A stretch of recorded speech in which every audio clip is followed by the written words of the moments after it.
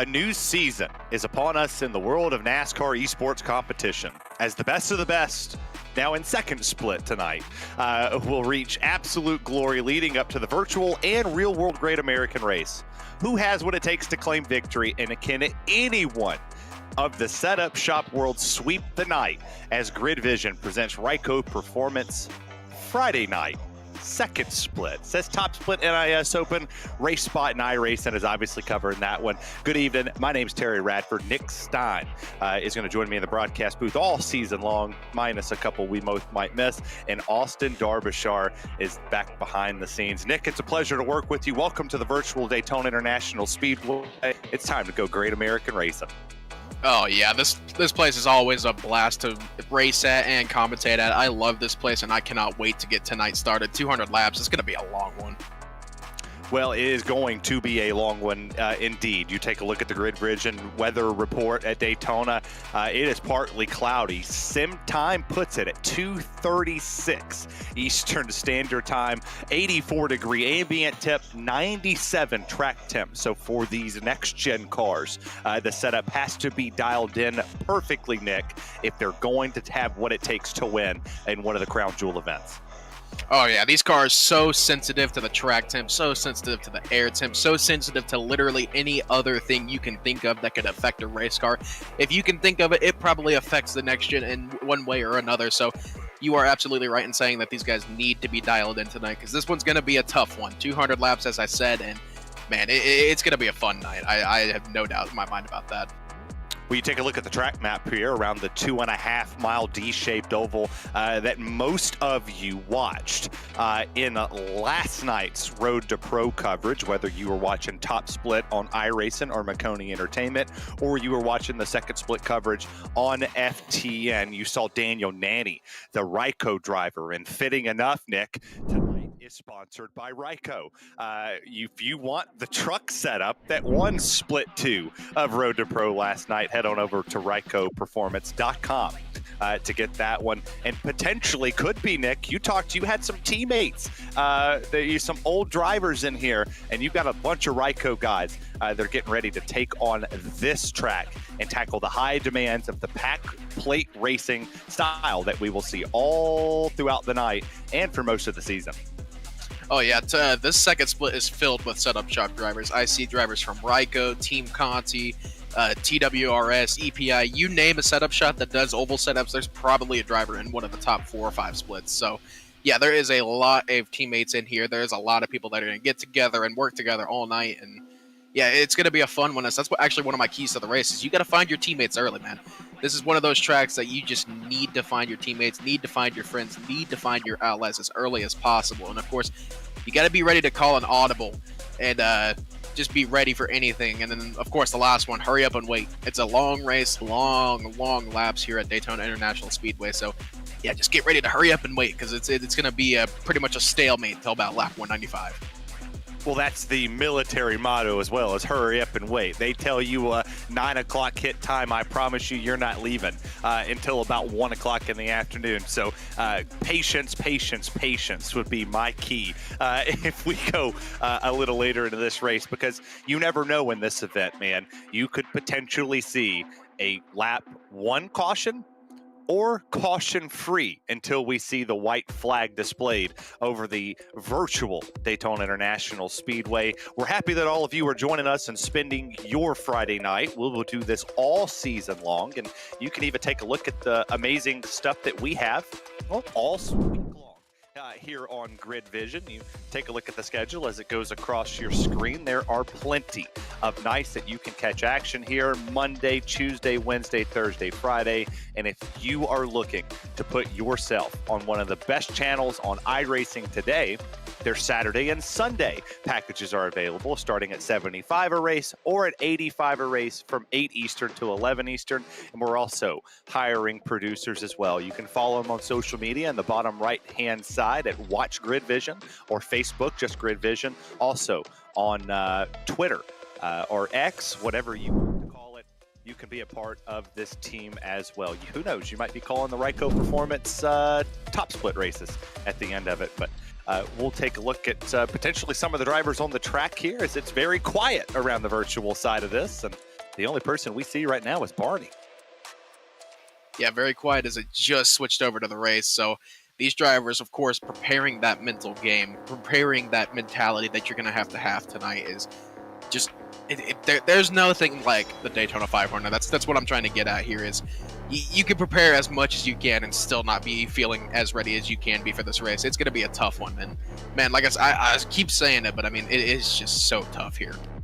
Well, I tell you what, it's time to look at the starting lineup for who is on the pole. Clayton Hoffman takes the pole. He's the number 2 driver in this field with Jason Brophy to his outside. That's the 9th split driver from private label Team Hype. You got Chris Treppa back there with Brandon Hemmel to the outside, and a lot of low split drivers up here in this one. We'll take a look at row 3 as it comes across the screen with Tanner Love in the Reaper Legacy machine with Alexander Russell back there on the outside. And rounding out your top 10 here this afternoon, Patrick Moose and Jonathan Oslam. Starting in 11th place tonight, Joshua Watson. I believe he is a Ryco guy. I'm not too sure on that, but starting to his outside is going to be Joseph Causey with Paul Bergoli starting in 13th with Shane P. Davis 14th.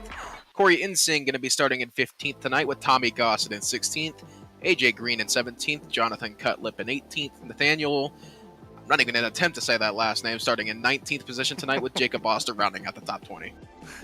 The rest of the screens, or the rest of your starting lineup, will take across the bottom of it and kind of bringing this full circle. You talked about a driver that starts a little further on back, driving for certain setup shops. There's a lot of setup shops today that do not put a lot of time in the qualifying aspect of it because their race setup is that good. Do you think potentially that was Ryco's? Just the same way Toyota did it, struggled in Daytona 500 qualifying day, but raced really well to win both of the duels.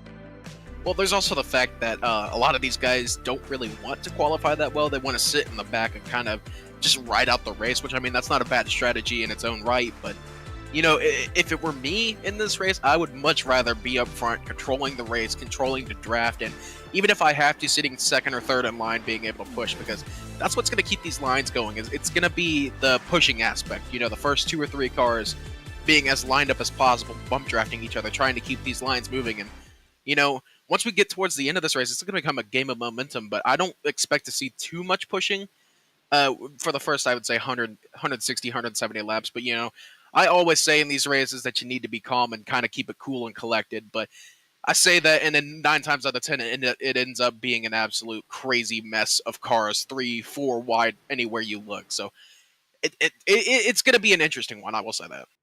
Well, and because Kenneth Byron, the owner of Ryco Performance, is in the chat, I'll make the joke that I've wanted to say pretty much all night. What happens when you put an EPI guy and a Conti guy on a Ryco broadcast? You tend to get something really, really good, and we'll get to do this all season long. And I tell you what, before we take the green flag, I'll let you know that at Ryco Performance, we're more than just a setup shop.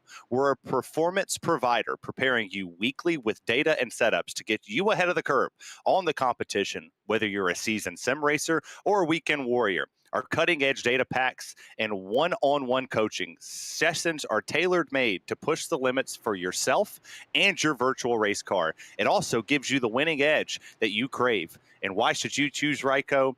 Expert craftsmanship by team seasoned builders, cutting-edge performance enhancers tailored to your vehicle, and unrivaled coaching.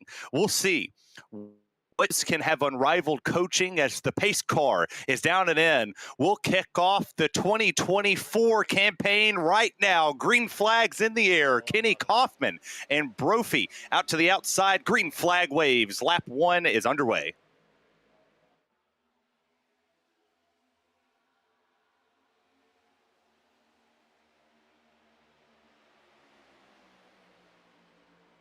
You take a look at the outside lane there for a second. Private label Team Hype driver, Mr. Brophy in the 9, was being pushed hard by the 8 of Himmel. I'm going to make sure I'm saying that one correctly. As the outside, Nick, was the way to go. As those two started to break away, they're clear. Second, third, and fourth now can dive right to the bottom when it turns 3 and 4.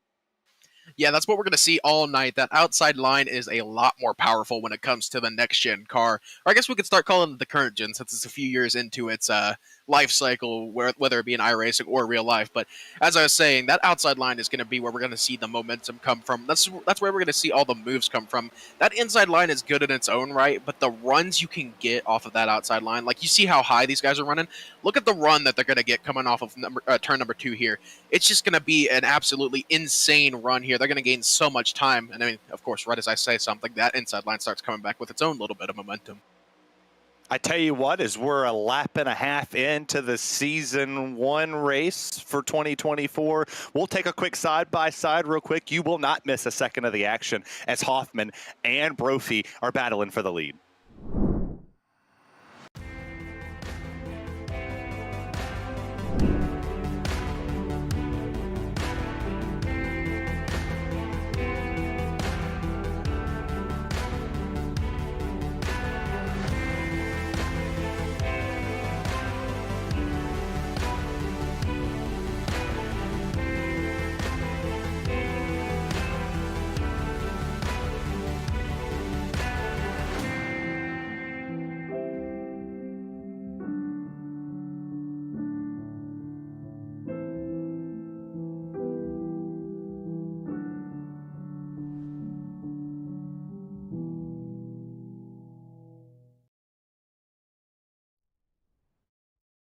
Racing isn't easy, but experiencing it is.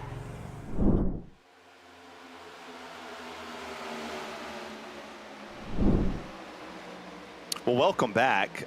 We didn't want anybody to feel like you were watching a Fox broadcast, so we figured we would knock out the commercials in the first half of the 200. So we'll go to about 10 or 20 more before we hit lap 100, and then we'll try to go commercial-free for the final 10. I don't know if that sounds good to you, Nick, but I think our producer's smiling from ear to ear right now.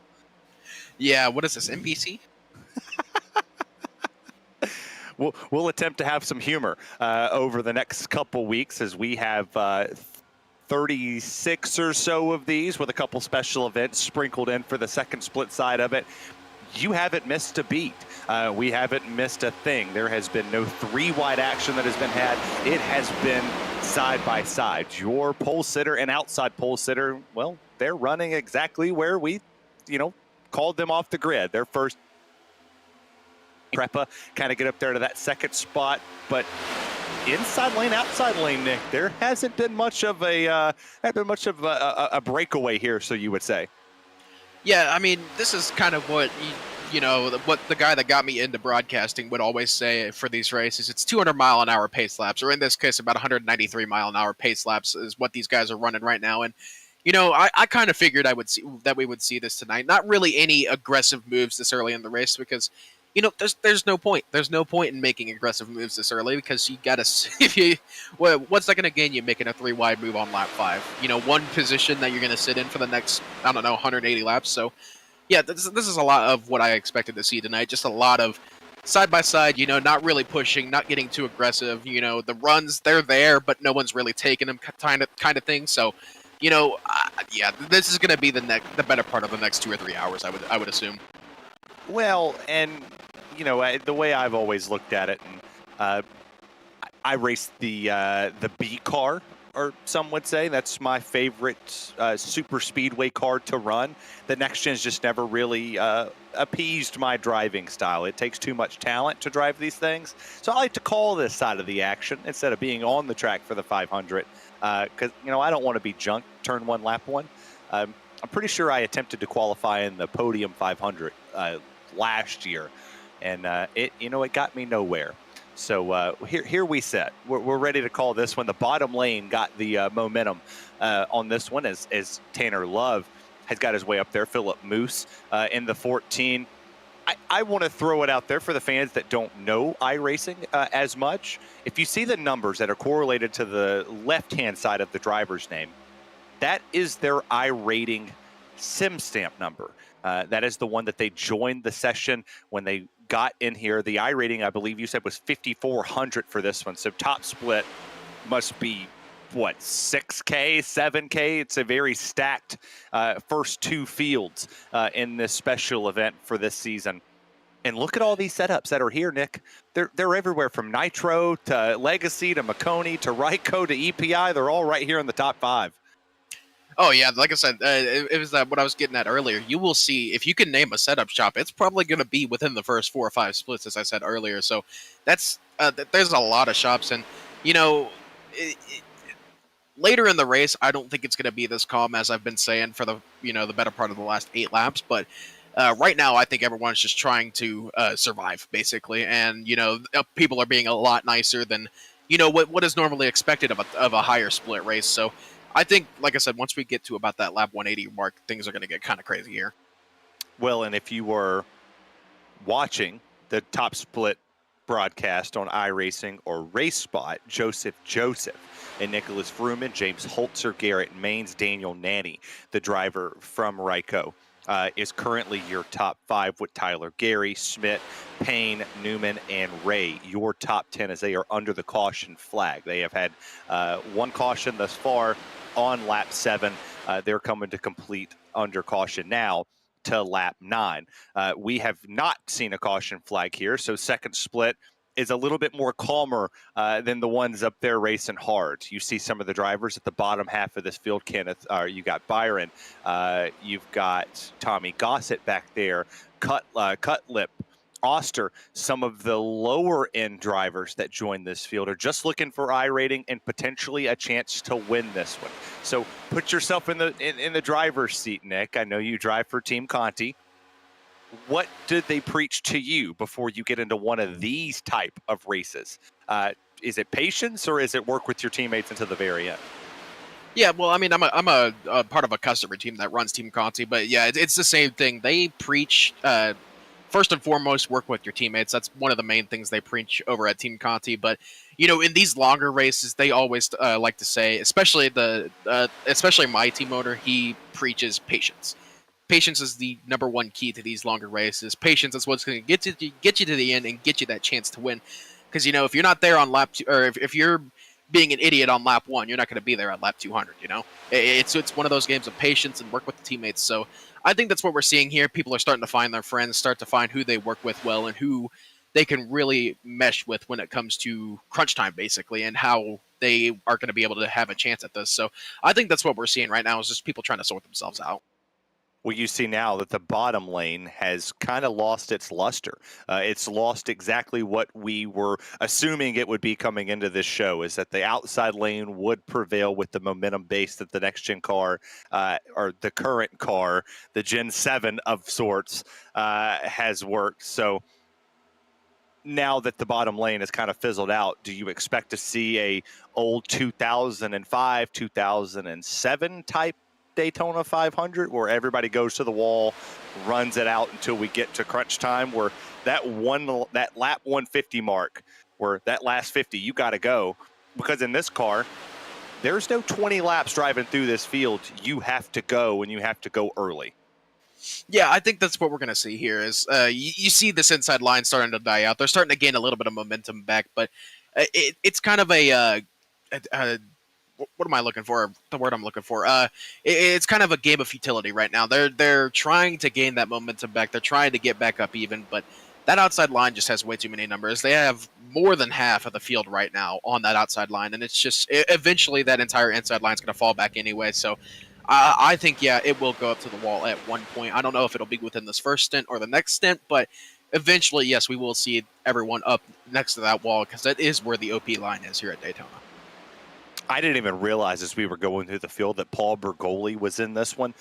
Big Bergoli fan over here. I enjoy watching him in these higher end split races. I was surprised when I saw the name pop up that he was not in top split. I would have assumed that's where he would have been, but good to see him down in second split for us to call all the action. You can catch top splits version of NiS next Friday night right here on GridVision on YouTube, or I believe wherever else we're streaming. I'll get clarification of that one, but 14 laps have now been in the books. All the field has gotten back together. We had 2 separate packs. You had the inside, outside lane, and then you had a bunch of scragglers that kind of pulled away from the field. We're seeing them here on the screen now, where Nick, I think they took your advice, buddy. They didn't want to be up there battling left and right. They just kind of want to stick to their own little business, and they don't want to get too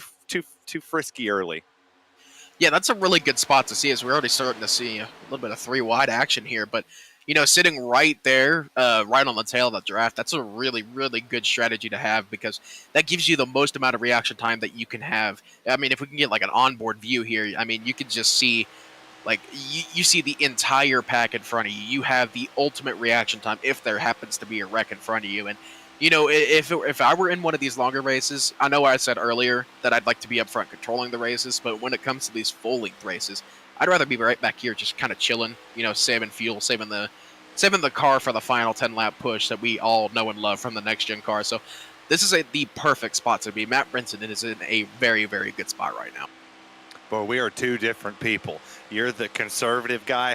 I'm leading every lap. I'm trying to pull the Michael Waltrip, Dale Jr. type style. I'm up front all day, every day, and twice on Sundays. I can't stand the riding aspect of it, but it's a part of the game. You've got to do it in this type of race if you want to survive towards the very end. You see a little bit of shuffling out of the pack back there. Potentially somebody not holding their line the way that they, in the line behind them, would have wanted them to do, or just somebody saying, hey, I'm kind of tired of riding in this line. Let's make it work. You see some unfamiliar pairings in this one as well. You see drivers from other setup shops just playing nice at the moment. You think that's going to play well towards the last little part of this race? Are they going to be setup shop alliances, or are they just going to go in for themselves? I think right now, as I said earlier, I think right now everyone's just trying to work with whoever they can right now. Just be paired up with someone you can work with. But 100% by the time we get to about lap 120, 130, 140, we start getting into that last little part of the race. That's where we're going to see the setup shops start linking up with each other. That's where we're going to see the teammates start to find each other, figure out where everyone is. And then that's where we're going to see where what you would usually see in like an A open, a B open, a C open, leaving out other shops to dry, leaving out other drivers to dry, just trying to get as much track position as you can. And, just helping your team do as good as they can. Because at the end of the day, the mentality I've been told to have at the Team Conti shop is, if a Team Conti car wins, it's a win for the whole team. So I think that's what we're going to see towards the end of this race, is if a team car wins, that team is going to be ecstatic no matter what. Yeah, nothing beats making that Facebook or Twitter post that your team, and I'm sure it felt really good for the Ryco guys last night to take pride that Daniel Nanny was able to get the second split for Road to Pro and put himself in position to then again, not worry about this being a drop week, not worrying about this being everybody's most dreaded race of the season, right? Like, a lot of people dread coming to a super speedway. He didn't dread it at all last night. He left second in points for your 2024-2025 Road to Pro series, heading into contender to then set himself up to go, hey, I can have a mulligan at a Las Vegas. I can have a mulligan down the road. He didn't have to use it at Daytona in the season opener. He has the chance to use it down the road. You take a look at some of our biggest movers so far. Tommy Gossett has worked his way inside the top 10. Bergoli, just talked about him. He was sitting 20th some laps ago. He has now got his way up to the 9th place position, and they are making moves. We talked it on the grid. Was potentially something that the Ryco guys knew that the Toyotas did in the 500 qualifying. Did they lag back in qualifying to show what they got in the race? Because they're making the bottom line move. Yeah, I think that could be a part of it. But, then again, there's not really anyone being that aggressive. I've been harping about it pretty much all race. We're not going to see any aggressive moves. We're not really going to see that 3 wide, the 4 wide until later in the race. So I think Ryco, just that whole camp, I think they just wanted to, stick back in qualifying, get through the first 20 laps or so, the first 30 laps or so, and then start moving up, getting up towards the front of the field and, really starting to try and control the race. But of course, you see some of the Nitro guys, some of the Makoni guys, they're now starting to try and side draft. They're trying to slow that inside line down, because that's at the end of the day, that's one of the worst things that you can have happen at a race like this. Is you get a couple of teammates controlling each line. It's pretty much impossible to get around them because they'll end up, blocking the run. They'll end up doing whatever they can to keep those cars in front, and at the end of the day, hopefully win the race. So, I think that's what we're going to be seeing is just those setup shops trying to get up front and control this race.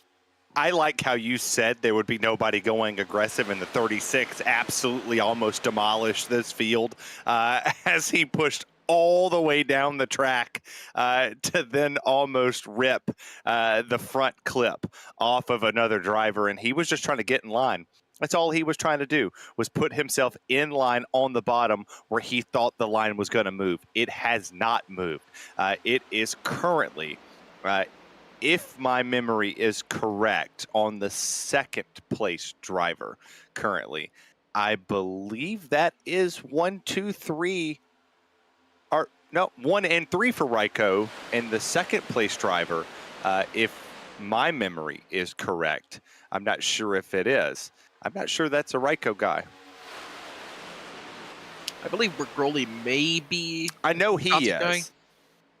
Bergoli's Bergoli's. It's 1, 2, 3. 1, 2, 3 for Ryco. The Chevrolet symbol is what threw me off. Is the first and third place driver are running the Ford Mustang, but it is Gossett, Bergoli, Watson. 1, 2, 3 for Ryco.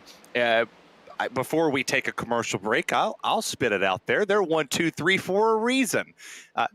Ryco Performance. They're more than a setup shop. You see it here. They're working as a team. But I tell you what, as we're on lap 21 and a half, going to complete lap 22 this time by, we'll take a quick commercial break. We'll push them out early. We'll be right back. You will not miss a minute from the Daytona International Speedway for round 1 of the Ryco Performance NiS Open.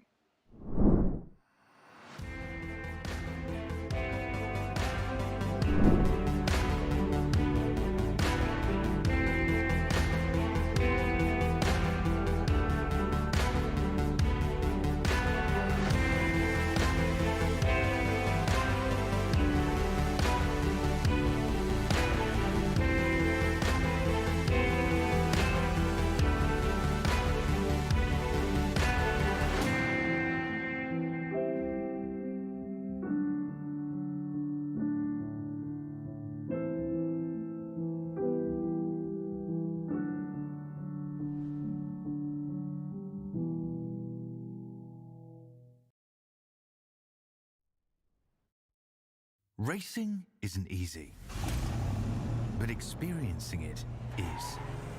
iRacing puts you in the driver's seat with the industry's leading sim racing game. Drive on laser scan replicas of the greatest racing circuits from around the world. Go head-to-head against other drivers chosen by skill-based matchmaking to ensure competitive racing at every level. Compete across all your favorite series. In officially licensed cars, engineered to deliver the most accurate driving experience possible.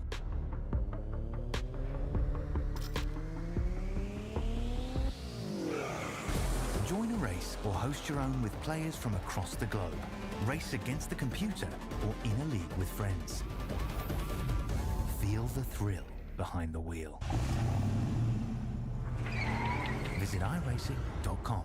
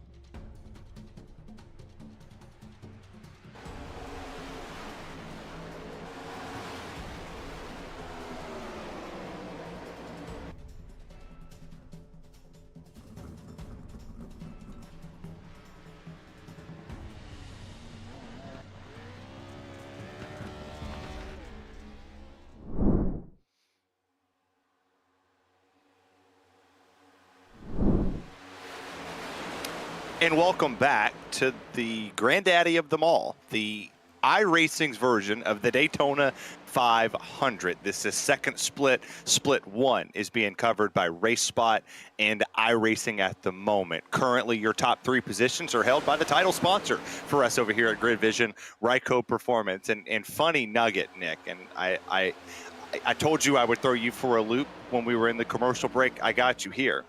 Ryco has an incentive program for Season 2. It is altogether $3,700 in cash that will be passed out for most wins weekly, which is $25. If you run the most races, you can win $20. And if you win the most poles, $15. But for the entire season, for Season 2, and this is wild, if you win your division, and this is important for what we're calling here, your division that you're in, stacked up amongst the rest, $250 in a Ryco jersey. If you win Division 2, there's $200 in a shirt. 3, $150, and then it's so forth and so on down to Division 6 through 10. They'll get $50 and a shirt as well. So what better time to go to the home of GridVision and the official setup shop of this wonderful channel, RycoPerformance.com, or follow them on social media. Yeah, and I told you I'd throw you for a little loop too. So I saw. Oh, excuse me, voice crack. I saw a Reddit post earlier today, and it was the finish of an A fixed race earlier today, and the guy that posted it, he was wondering because he had someone pass him for the win under the yellow line, under the double yellow line, which if you watch real NASCAR, of course, that's illegal. You cannot pass below that double yellow line no matter where you are. But on iRacing, it's been specified that it's just in the corners under the double yellow line you can't pass. What do you think of that? I'm genuinely curious. Do you think it should be all the way around the track you can't pass below the yellow line, or should it just stay under or in the corners? According to the sporting code, I will play this as diplomatically as possible as a subcontractor for iRacing to be an announcer. I have no formulated opinion. The iRacing sporting code clearly states that passing under the yellow line at any point of the double yellow line at any super speedway race or plate race or whatever you want to call it is strictly at the driver's discretion, and it has to be a safe entry back onto the racetrack. And it's at your own risk if you make the pass or not. If the sporting code gets updated, I would hope that we would go follow more of the NASCAR side of things, because it's hard to defend the track enough. Defending below the yellow line is a little bit harder. But I will say, as somebody who has drove underneath the double yellow line to get a win at Daytona, leave it alone. That's the best defense. Oh man, I figured you would say something similar to that, but I mean, my take on the situation is I don't really feel like that it's. Oh, hold on.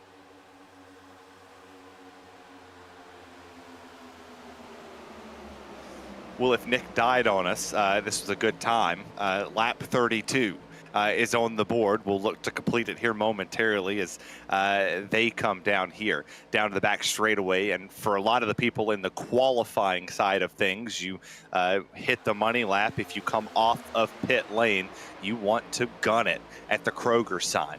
That is your temp control side of things, but you see the breakaway on the outside lane.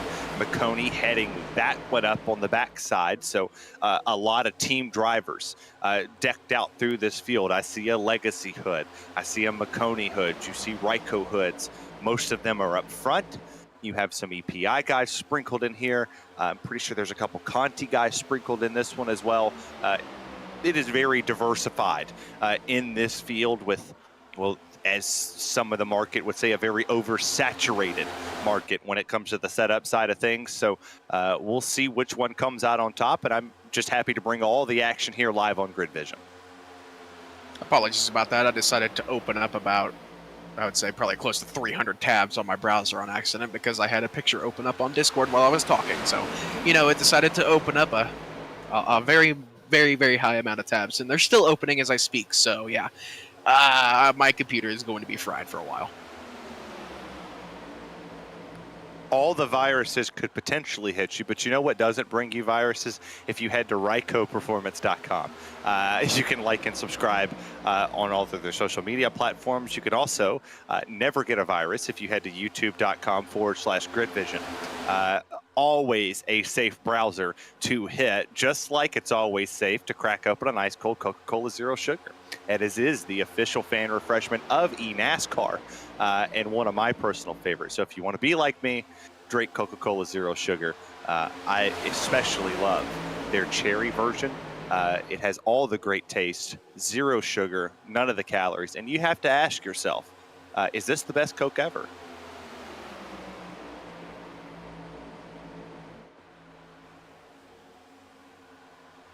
As long as everybody enjoyed the Coca-Cola Zero Sugar read, that's off the top of my head, people. If you need ad reads out there like that, I got you. I tend to be the guy that has a lot of fun with this one.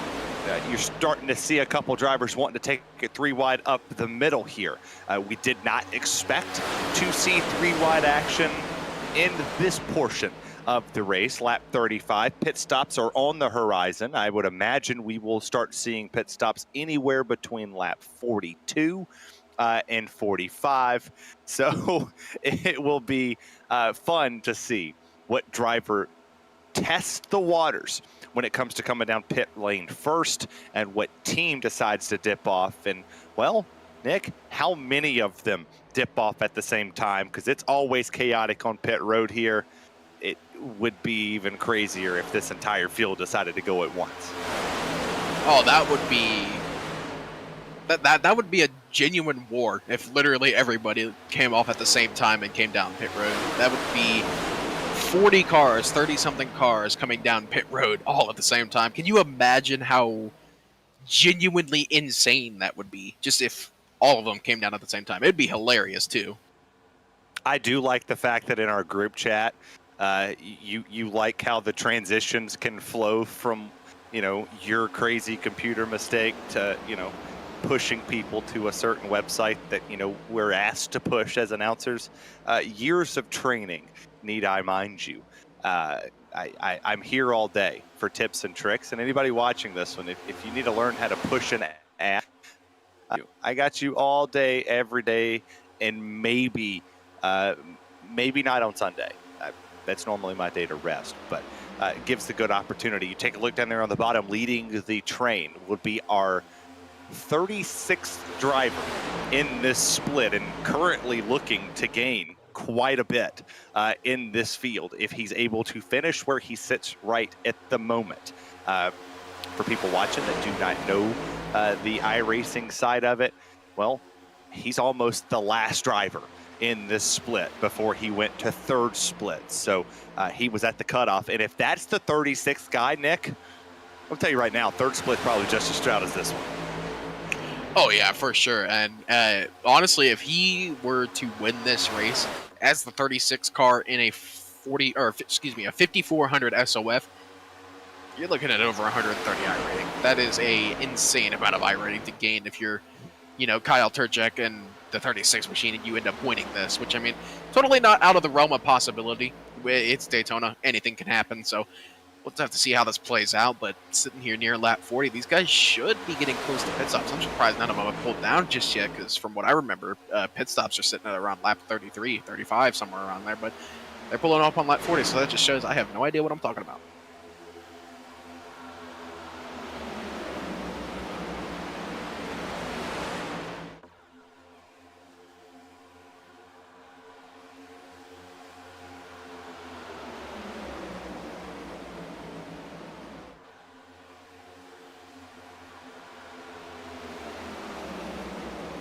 There we go. We lost the audio for just a split second. We're don't know what happened there. It just, everything went mute for a quick moment. Maybe I have Nick's laggy internet, or the computer virus got sent to me somehow. We thought we would have a change for the race lead. It did not happen. The inside lane pushed back at the time of the scoring line, which is what your pylon is talking about. 4th place when they came across the line that time was the 36 car. He is not there anymore. He has slid back to the 5th or 6th place position, and you're starting to see 9th place move up. All of these drivers are starting to get the run on the outside lane, which we thought. And did we ever think, Nick, that we would talk tandeming again at a plate race? After the fall of, I guess it would be the Gen 5 car or the car tomorrow, I didn't think we'd ever see tandeming again. But, that's a strategy that's really kind of, I guess, made a reappearance with the next gen. And, I'm here for it because the next gen with tandeming is a blast. I mean, I've had races in the next gen at plate tracks where if you pit like halfway through the race and you have 2 or 3 cars with you, you could pull multiple seconds. I've had times where, me and 2 of my teammates would do a plate race at Daytona or something, and we would pit, and without the rest of the field coming, it would just be us 3, and we would pull about 20 seconds by the end of the race. It is crazy what you can do with just 3 cars here. You see drivers starting to migrate their way to the bottom. Nick, I believe it is pit stop time, and there it is. Team Ryco and a host of drivers come down, and you saw tires smoke there, locking them up so they don't speed on the pit lane. Tommy Gossett is going to drive his number 6 Sim Seat Mustang into his pit box for the first time here tonight. The 36 had to back up a little bit. I believe 4 tires and fuel would be the call here. And just a quick update from the top split side of things, lap 37 is on the board. Tyler Gary is your race leader. Buttafuoco is in 5th. Blake McCandless, Liam Sheen, Michael P. Frisch, Vrooman, and Daniel Nanny just slid back to the 11th place position, touching up on your Ryco guys over there, as well as Nanny is your 10th place driver at the moment. They just completed lap 30, or just completed 37. They are on now lap 38. 1 caution flag still has flew in that race. They have not made a pit stop under the green flag conditions as we have here. You see them there on your screen. Just now hitting the back straightaway. Nick, was that a little premature? 40-ish laps they decided to come down?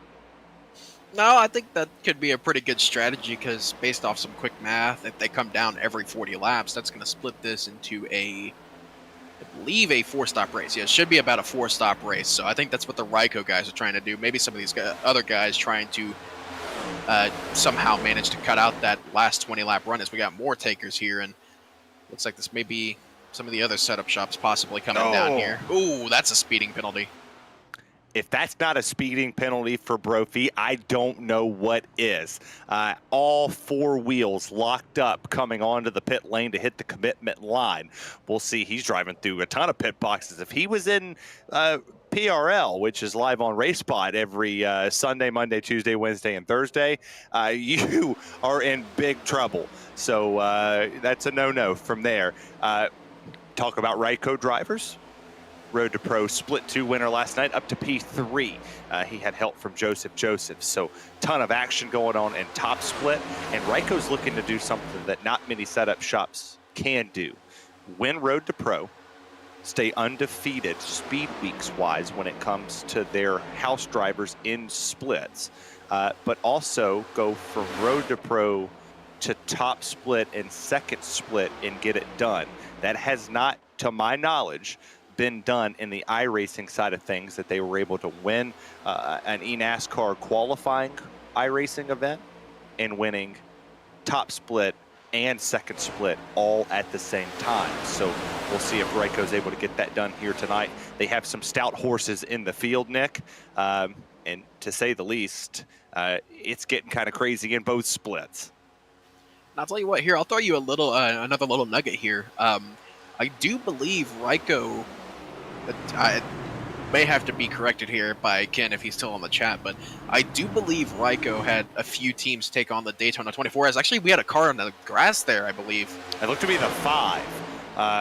The 5 or the 3, couldn't make out who that was, but they missed pit lane altogether. And that is a costly mistake because now they are alone and afraid. You like, yeah, that you is like that one? I did, but yeah.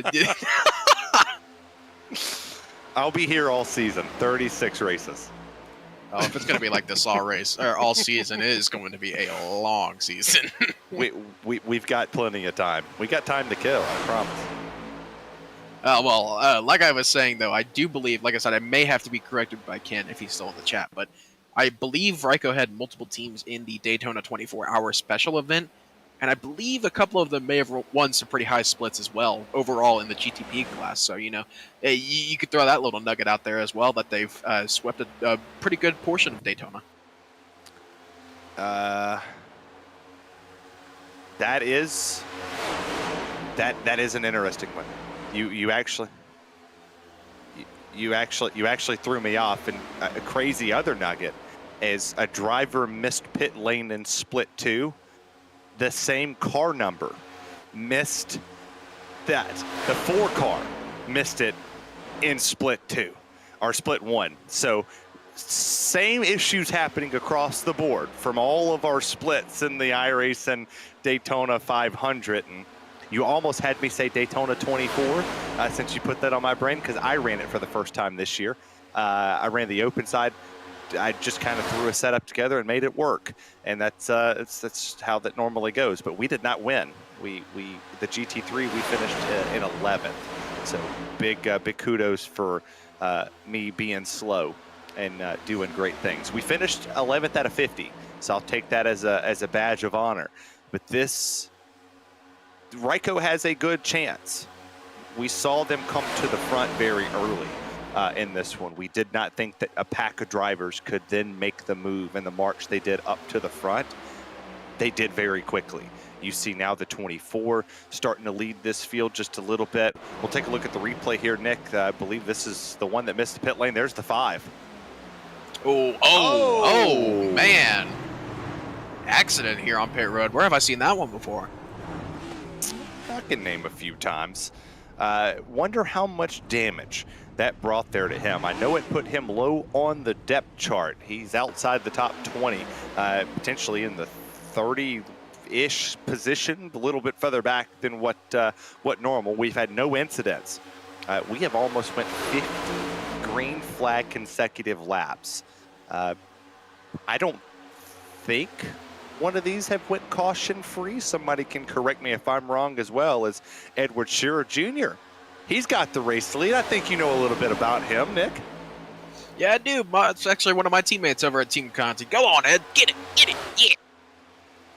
We have no favoritism here on Friday nights, as you can tell. I am unbiased in the role, color commentator-wise, Nick. We can be as biased as you want to be. I will play the corporate role of you can head over to Ryco.com. And get your subscription, your Season 2 pass, to then enter yourself into a chance to win up to $3,700 in total prizes of the year. If you're able to get that done, sport the Ryco jersey out there for them, as Edward Shearer still has the race lead. Hoffman, Causey, your top 3s, the breakaway on the bottom. Ryco teamed up top, trying to get it done, but we talked about this a lot, and we'll harp on this all season long. At places like this, your teammates are your best friends because they're in the Discord with you. Your spotters are probably almost the same. You then have the same information relying to you as what's relying to me. And it helps you work better together, as we almost had a Mike Harmon situation. Yeah, the lab car sticking on the bottom there, able to safely navigate. Oh, yeah, definitely. I mean, to be honest, that is kind of the safest spot to be as a lap car. Just stick it on the yellow line, or if you're lucky enough to catch them on the backstretch, take it all the way below the yellow line. But, that bottom is honestly the safest place a lap car can sit, because that just allows everyone to scoot up about a lane. But, if you're 3 wide, that's where it gets really scary if you find a lap car, because, you have nowhere to go. Yeah, I'm of the sorts, if you're a lap down car, just, be a lap down car. I don't necessarily need you to be in my way. It checked that bottom lane up pretty harshly. It is that now allowed the outside lane to start to get the momentum. the numbers advantage is on the bottom, but you see the side drafting that's being used on the outside lane. Gossett doing a good job trying to move the air off the right rear quarter panel of these cars.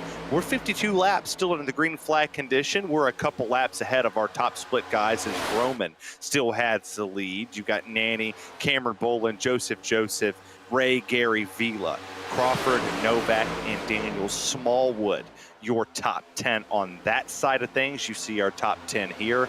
Gossett, Watson, Sure, Bergoli has stayed up here. Hoffman, who was your outside pole sitter. Oster, Causey, Heimel, and Treppa, your top 10 here in the second split. So a lot of big names in the eNASCAR realm and a lot of good road drivers as well. You mentioned the Daytona 24. Have we ever had a team sweep the big events in the first season of an iRacing event? That's actually a good question that I don't know. Maybe in the early days of the special event, that back when there really wasn't that many special events as we have today. But, I really couldn't tell you off the top of my head. But, pivoting back to that Daytona 24 you were talking about, you mentioned you finished 11th. I mean, I also had the opportunity to run the Daytona 24, and we ended up winning overall, GTP 7th split. And I gave a big shout out to my teammates Alex Murray, Travis Cranborg, and Raymond Root, a couple of top split guys that are very frequent in the NIS scene. So, if you're ever watching a race on a Wednesday night, look out for their names. Those are the guys I won with. Good push out there for the team. Congratulations on your Daytona 24 victory. And for a lot of these drivers in here, I saw their names in that 24 as well, whether they were top split, second split, or third split. It was being covered respectively across the board by a lot of major markets around the iRacing realm of broadcast or possibilities that you could see out there. And a lot of them streamed their POV for all 24. Charity-wise, and had a good time doing it. It's a good community event for everybody, whether you're new, you're old to the server. If you're new to the server and you're just now watching this, welcome to iRacing. Thank you so much for being part of this amazing platform. And for anybody out there that's not a subscriber, you are watching the iRacing Daytona 20, or the iRacing Daytona 500 live here on GridVision. This is second split. We will resume top split action next Friday night, 9 Eastern time. And if you want to become a subscriber to iRacing, it's iRacing.com. For 40% off new members. We would love to have you. You can join all of the wonderful pages on Facebook.com/iRacing community, iRacing World. There's a ton of them out there that you could be a part and ask all the questions that you want to ask. Some people just like to be jerks on those. Some people don't. I'm the one that welcomes you. So I'm the welcome committee. I'm Terry. Nick Stein is here calling all of the action with me. So we're on lap 57 here as they work their way down the back straightaway. We've been talking about the Daytona 24. That makes me sit here and think, how many times are we going to make that mistake of accidentally calling this race the Daytona 24 hours instead of the Daytona 500? You're the one that put it in my brain. And, I said I wasn't going to make the mistake. And then when you said twice. Right when you said you won the 24, and then that 24 was on the screen right there in front of me. Tanner Love doing his thing on the bottom, trying to lead that inside lane perfectly. And yeah, they're not turning into the infield right about there. So it was a weird one. This was my third year watching it on NBC and Peacock, and it was just tremendous across the board to see how much effort the iRacing teams put into it, whether it's the setup shops or whether it's just an individual person, but the amount of work that they put in coming into this race. And the one thing that I would say when we were talking setup shops and we were talking special events, a lot of these setup shops don't stop trying hard, but they have a lot more time to prepare for this particular race. I'm sure as a person that goes and races the different setups for setup shops, I'm almost positive that when the crown jewels are on the schedule, there's one that stands out to a lot of them. I'm sure a lot of these drivers for the first time in a long time will have the Brickyard as a crown jewel event, a special event on the eNASCAR calendar. I'm sure they circled Daytona But when they looked up and down the list and said, holy cow, you mean to tell me that the Indianapolis Motor Speedway is a crown jewel? It's a special event. We'll run 400 miles around that. You know damn well every one of them wants to win that race, and they want to do it in dominating fashion. You know, I could actually speak on that a little bit as well. As I mean, I've done, you know, the crown jewels for both road and oval, and I've won a few of them as well. Out of the 4 NASCAR crown jewels, you know, this year it's going to be Daytona, Indy, the fall Bristol race, and of course the championship race at Phoenix. The one I've wanted to win most is Bristol, surprisingly. I've always wanted to win a 500-miler at Bristol, and I've had 3 opportunities to do it. I have finished 2nd, 3rd, and 7th in those 3 opportunities. So, you know, I've been close to the Bristol, and of course, Daytona is another one I've always wanted to win. I've had a few attempts at the Daytona 500. I've never particularly done good. I think my best finish in a Daytona 500 has been like 16th, I think, like my first ever year on iRacing, which would have been the 2020 Daytona 500. But, you know, I mean, and then of course when it comes to road, I mean, there's all the crown jewels, you know, the Daytona 24, the Le Mans 24 hours, the Nürburgring 24 hours, all the 24-hour races I would consider the crown jewels of the road racing season. And of course, I've won Daytona, I've won Le Mans, and I think I finished 2nd last year at Spa. So, you know, there's a lot of crown jewels that everyone wants to win, and those are going to be the races that you put the most effort, the most amount of laps into. And I mean, I can also speak for personal experience on both of them. I mean, for Daytona, the 24, we completed 900 laps in the race on the dot. I would say we probably put almost triple that into practice just for the Daytona 24 alone. So there's a lot of work that goes into these, and you know, it kind of comes full circle with the amount of work that setup shops will put into this, because, you know, whether it comes from oval to road to anything you can think of, those setup shops will put in as much work as they can to do as good as possible in these crown jewel events. Well, you know who else puts in the most work? Ryco Performance. Because at Ryco Performance, they're more than a setup shop. They're a performance preparing you weekly with data and setups to get you ahead of the curve on the competition. Whether you're a seasoned sim racer or a weekend warrior, their cutting-edge data packs and one-on-one coaching sessions are tailor-made to push the limits of yourself and your virtual race car, giving you the edge that you crave. For more information, visit them at rycomotorsports.com, where they build championships and deliver results. Lap 61 has now hit the board. 62 is now lit up on the top of your GridVision pylon. Tommy Gossett still holds the lead as Shearer Jr. is down there in 2nd. He's going for the lead now. They'll come out of turns 1 and 2 here, and Watson, Hoffman, Bergoli, your top 5 as they rocket down the back straightaway to look 63 down the barrel. And we have yet to see a caution flag, Nick, so they are very patient in this one. They might have listened to your keys of the race. Yeah, I'm honestly, I don't want to sound, you know, crass or anything when I say this, but I'm a bit surprised that it's been this clean so far. You know, you think of the Daytona 500 and you think of plate racing in general, and you know, a lot of new fans would say that they only watch for the wrecks and, you know, for the excitement at the end of the race. And then you see stuff like this and you're kind of like, well, what's happening? But, you know, it's a bit surprising that they've been this clean so far. And I, of course, knocking on wood here, because this has actually been some pretty good racing that we've been seeing. But, you know, it's a bit surprising that they've been this clean so far.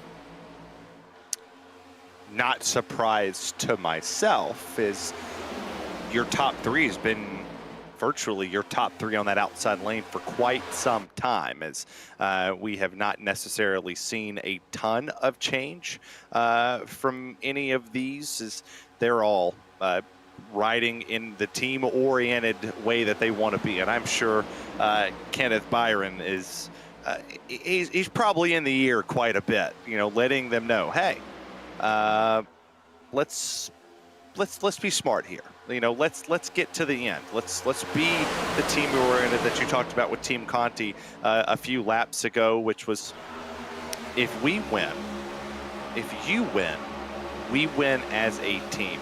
And yet, here we go.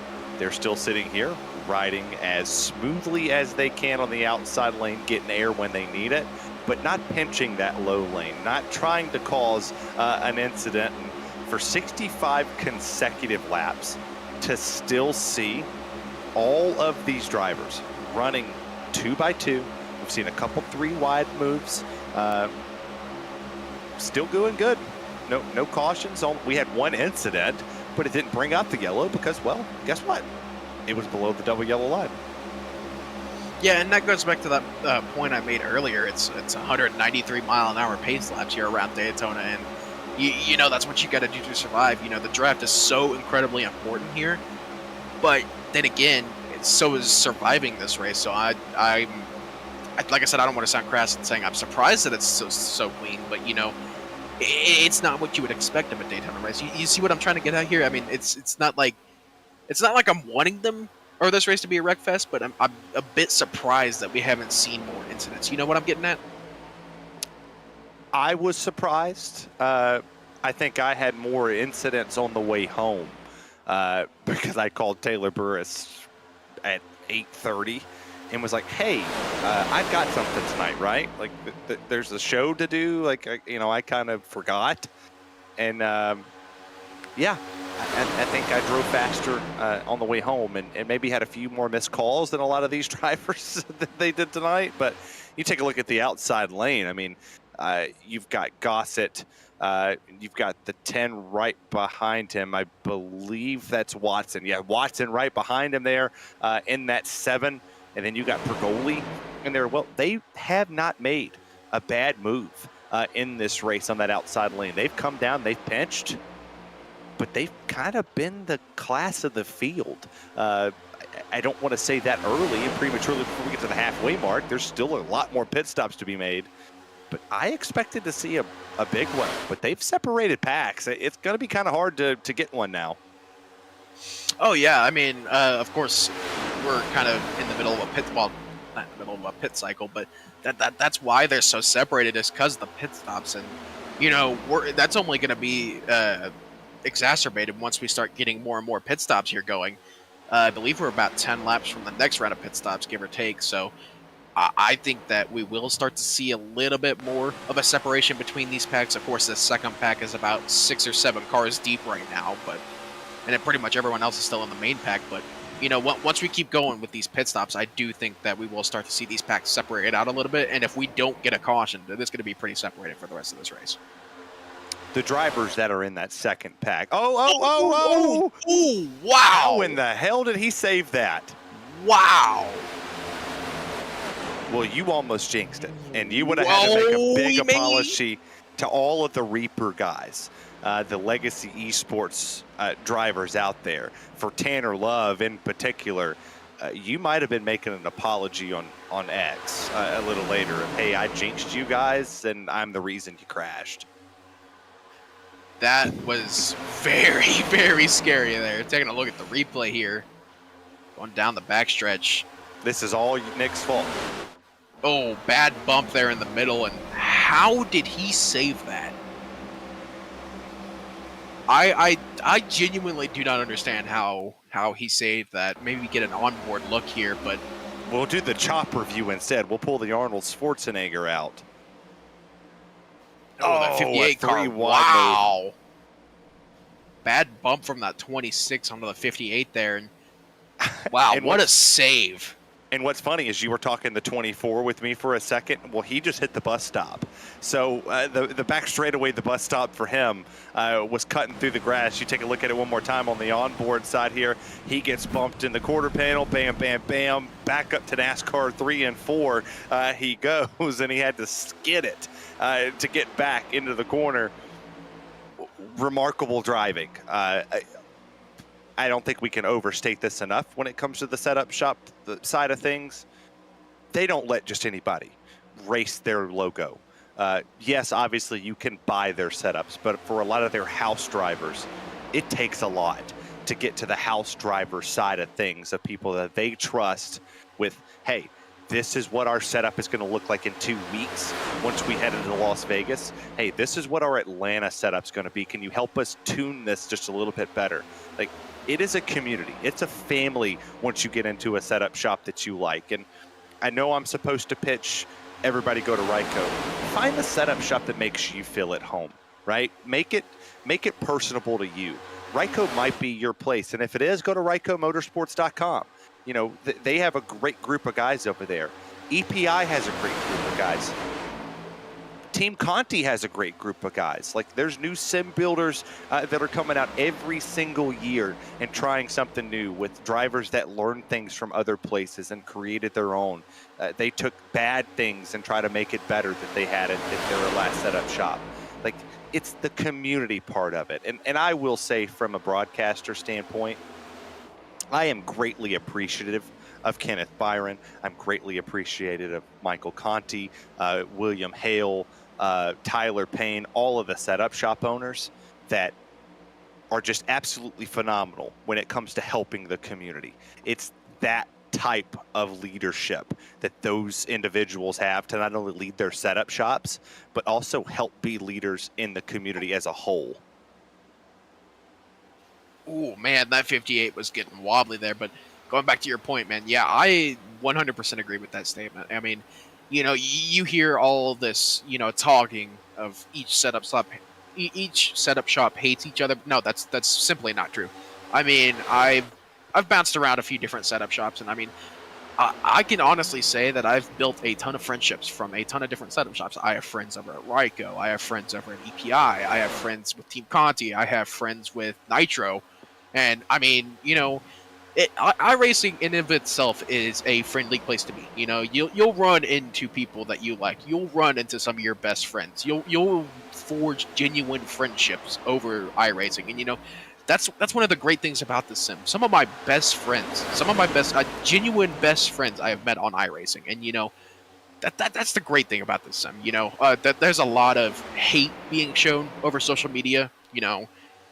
Fights being broadcasted, that type of stuff. No, iRacing is genuinely one of the friendliest games I think I've ever played. Simulation. I'll take the game out of it.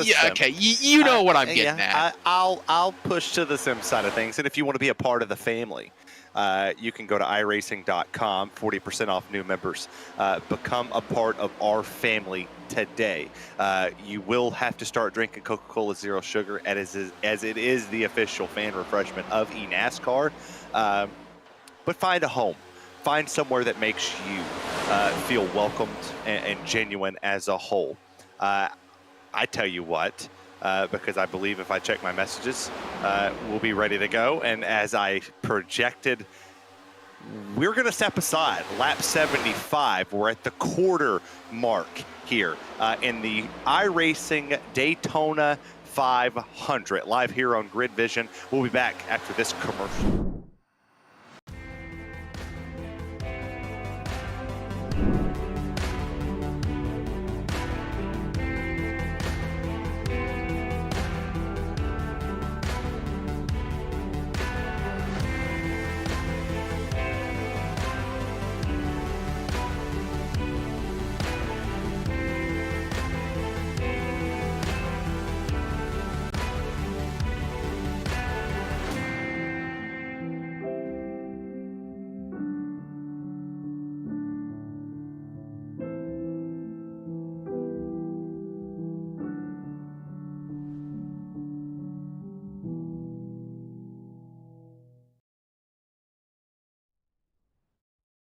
Racing isn't easy, but experiencing it is.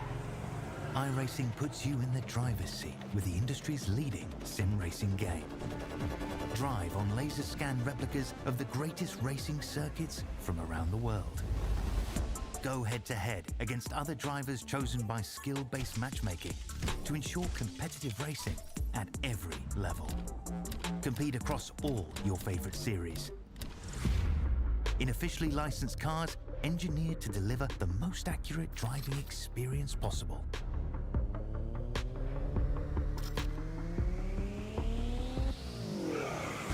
Join a race or host your own with players from across the globe. Race against the computer or in a league with friends. Feel the thrill behind the wheel. Visit iRacing.com.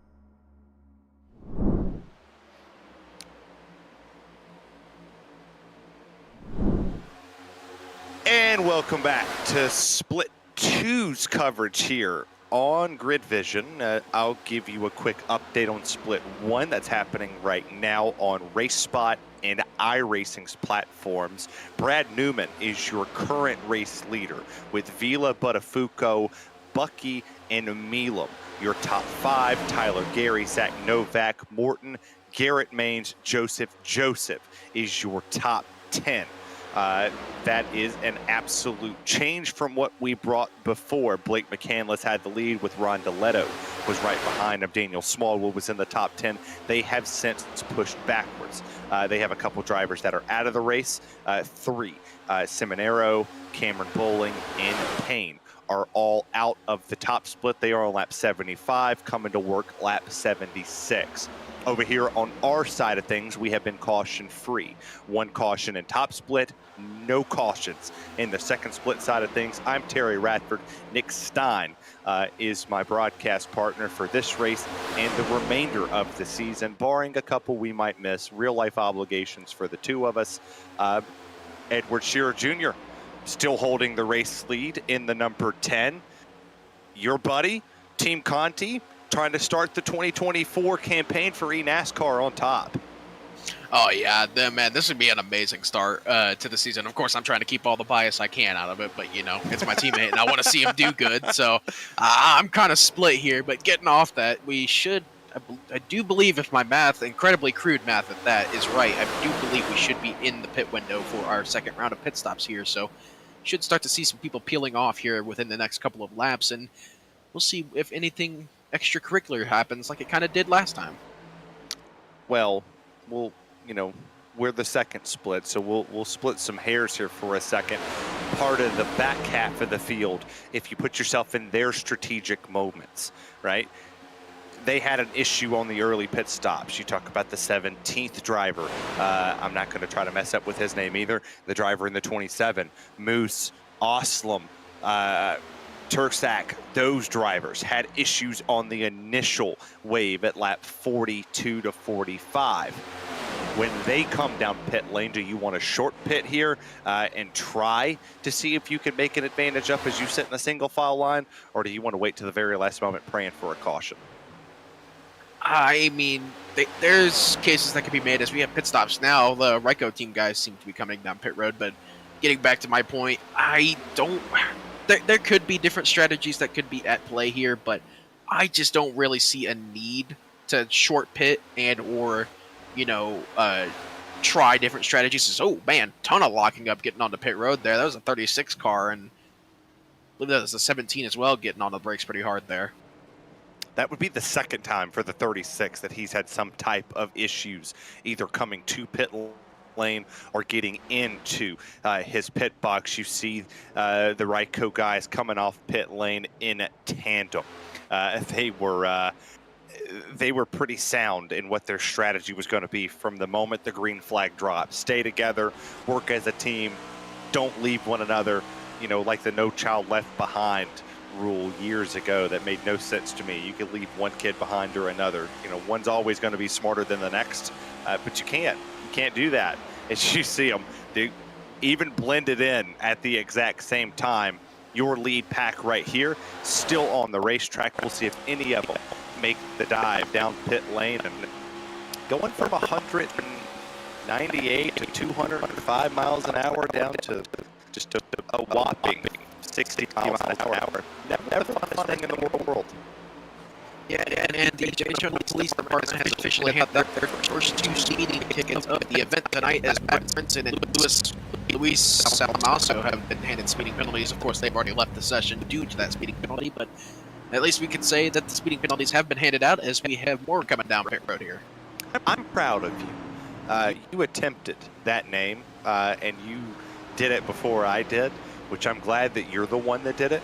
So I wasn't the one that gets the nasty gram on Twitter or, you know, any social media platform that, hey, you butchered my name. This is how you do say it. I'm sure we'll get that throughout the season as we do get to the top split version of it. And there's a lot of hard names in these splits. I promise you that. But you know what's not a hard name to say? Ryco Motorsports.com and Ryco Performance. you can never go wrong. If you pay attention to the social media pushes that they have on there, their season 2 promotional pack that they have, where you could have up to $3,700 in winnings if you just go out, get the setups, maybe become a house driver one day, and go as far as you want to go. You can always check them out, as their data packs and their one-on-one coaching sessions are tailored to you. It makes you push the limits, just like these drivers here are trying to push it on fuel all the way to the very last drop for a good chunk of this field. Top 15 have not come down the pit lane for their second round yet. I believe should be within here the next couple of laps, because these guys should be getting close to running on fumes here in this lead pack. And as I say it, they all get down single file. So this should be the lap we see these guys come down pit road and get their fuel in order. So I do believe we may have actually had a couple people come down pit road in that.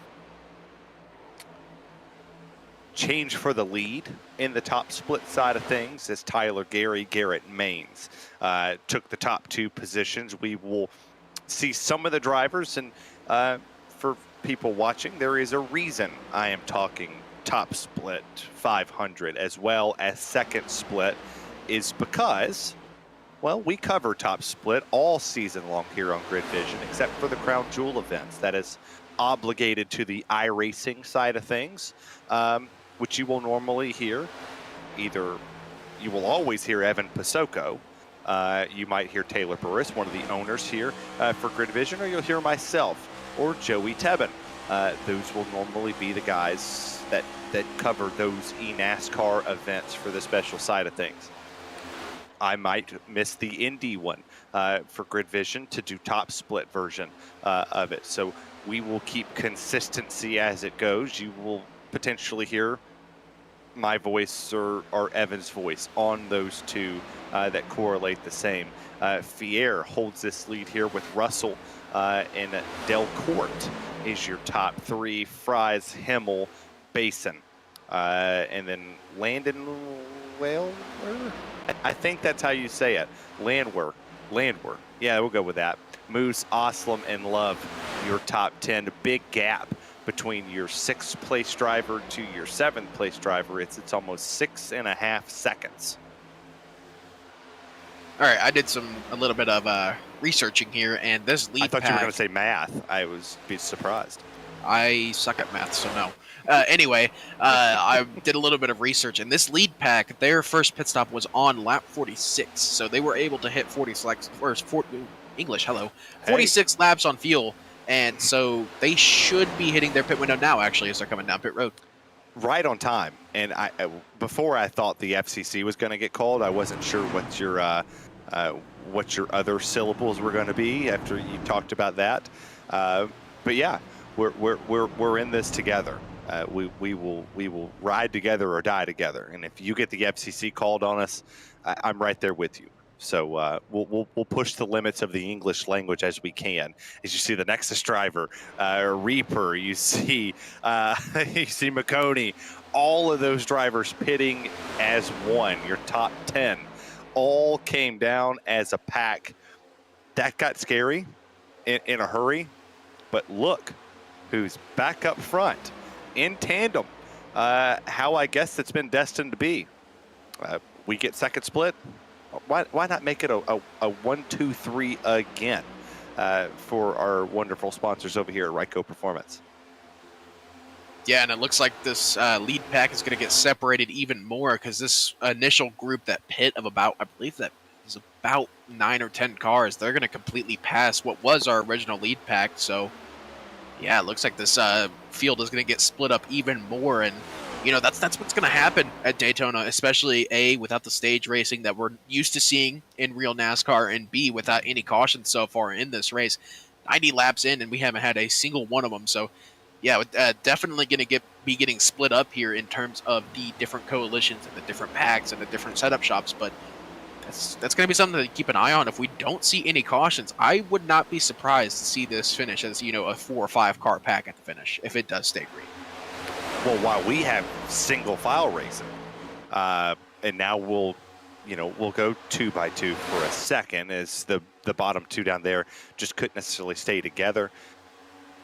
It's not that easy in the top split side of things, as I'm, watching the coverage there on racebot.tv, as Nicholas Vrooman, driver that a lot of us in the community look at as a steward in it. He's a leader in this community as well. He's working with Daniel Nanny. Teammates from Ryco are in tandem here to try to take the race lead. Vrooman got it. Daniel Nanny sitting third. Liam Sheen, Tyler Gary, your top four. They're going 3 wide over there, and their pace is catching our pace. We've had no caution flags, Nick. Can you believe that? 92, about to be 93 laps on the board. No cautions. They're on lap 88. So the pace from them to here, business is picking up in top split, because they're picking them up, putting them down lap time wise. As someone who's been in a top split A Open before and seen the amount of craziness that can go on in those races after broadcasting multiple NiS top split races at plate tracks, those guys, they don't know what a chill pill is. They will go as fast as humanly possible throughout the entire race and just, oh yeah, it's another Friday night over here. Yeah, this is normal, But it is genuinely surprising how those guys on top split are able to go at such high intensity for so long without many mistakes. I mean, they've only had the one caution, and I could guarantee you, if I were to leave the second split race right now and go spectate the top split race, I could guarantee you their average speed is sitting somewhere around the 200-mile-an-hour mark right now, because with this next gen, if you have the right people pushing, you could hit upwards of 206 or 207 miles an hour with this car. So I could guarantee you their average speeds are absolutely insane right now. Yeah, they're flying. I mean, they were about 10 laps behind us. They have now caught us. It is 94 to 90. And if you're watching the Craftsman Truck Series race... no spoilers, no spoilers. 1, I want to watch that after this. No spoilers. Well, if I was you, I would fast forward to the end, because while our race has been clean, spinning! We got one spinning, and there's not clean anymore, and that is one of our Ryco drivers sliding through there. I believe that is Watson. That will slide through the grass. Not a lot of damage. You know what? That was Tempers Brewing, because him and I believe the guy that turned him was 04 of Cody Porter. They were getting very extracurricular over the few laps of the side drafting. So that was multiple laps brewing anger and hatred between the two. So yeah, that is a bit extracurricular, but no caution. Unfortunate for Josh Watson, but rest assured, Cody Porter will have to keep an eye out for Josh Watson should he finish this race. There's a lot of people you don't want to make mad in this field, and I'll tell you, Watson's one of them. You definitely don't want to make mad a group of drivers as a whole, and taking him out of contention unless a caution flag does come out. You're asking for a bit of issues, and the pushing is starting to get more aggressive. We're almost to the halfway point. We're coming to lap 97 here, about 3 laps away from the halfway point of this one. And there has to be a caution, right? Like, there just has to be. Do you think we can do this caution free?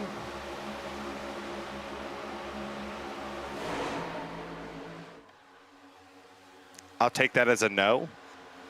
Oh, contact. Oh man, they're getting sketchy up front. I do not like the look of this. They were 3 wide for a moment there, and about a lap or so ago, and I think Cody Porter may have made a bit of an aggressive move, which kind of set that off there. So things starting to get a little bit sketchy here in this lead pack. I think people are starting to get a little bit restless. I didn't even realize we had Matt Coker in this field.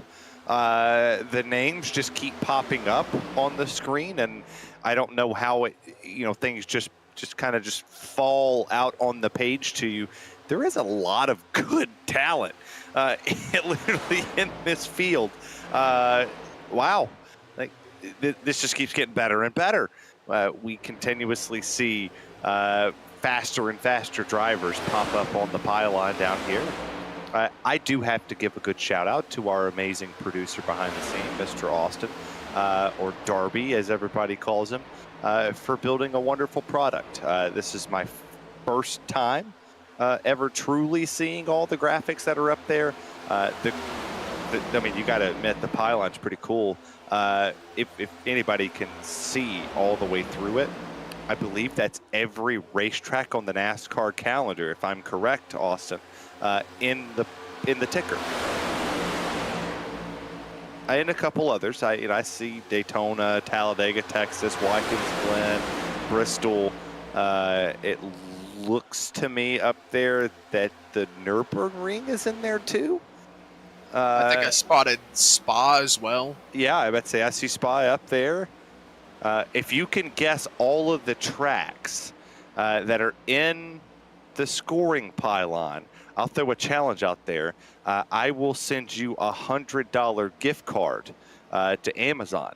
That'll be the treat for me. So if you pause the screen and you can name all looks to be 50 tracks that sit in it in order from left to right, up and down. I'm just kidding. You ain't got to go that far. But if you can name all 50, or however many it is, yeah, $100 gift card. But no spoilers, Austin. You can't tell anybody to guess it right. We got 100 laps to do it. We got 100 laps to do it. Like I said, we answered a couple. There's Dega. Looks like Homestead's in there. Spa, Nürburgring, Watkins Glen, Sonoma. Yeah, that looks fun. It's pretty cool. And you'll be throwing up money because I'm not throwing up money for that. Anyway, nobody's getting it right. Let's just say that if they get it right, something's wrong. They have too much time on their hands now. Yeah, I was getting ready to say the same thing. If someone actually manages to guess all 50 of them right, go outside. Yeah, touch grass, as the kids say on iRacing.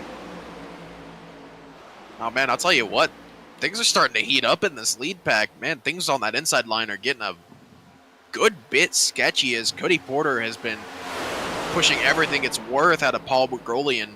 There's been a couple of wiggle moments for the 12 car. Speaking of the devil. Oh, goodness. Wow. Is Cody Porter on the lead lap? Yes, I believe Cody Porter is on the... Actually, hold on. Let me check that. I don't believe he is. He is Cody not Porter on the lead lap. is a lap down. And I believe he's fighting to get on the lead lap here. And aggressively need, I must say. I like Cody Porter, so if he watches this one, don't be mad at me. I'm a big Cody Porter fan as well. Like he was a builder for a setup shop I don't believe exists anymore. I don't want to speculate if it does or doesn't, but Cody Porter's a good guy. Man, more extracurriculars. Curriculars. Oh my goodness! I'm already starting to stumble over my words, and we're just barely halfway into this one. And as I was trying to say, the 26 there got a little bit sideways coming off of 2 there, and almost wrecked in front of the field. So glad they were able to save that one. But I'm gonna go work on my English real quick. I'll be right back. Well, you know what helps the English language, right? No, don't.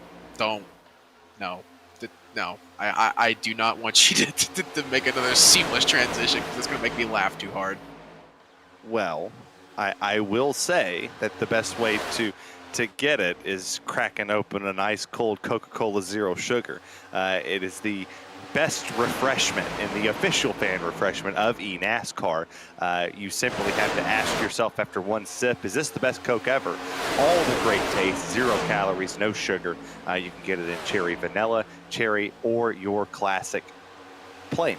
Just regular old Coca-Cola Zero Sugar. It is truly the best Coke ever, and you just need to try it first. I hate how smooth that was. I also love how smooth that was. I don't know how to feel about that, but I will say cherry Coke solos.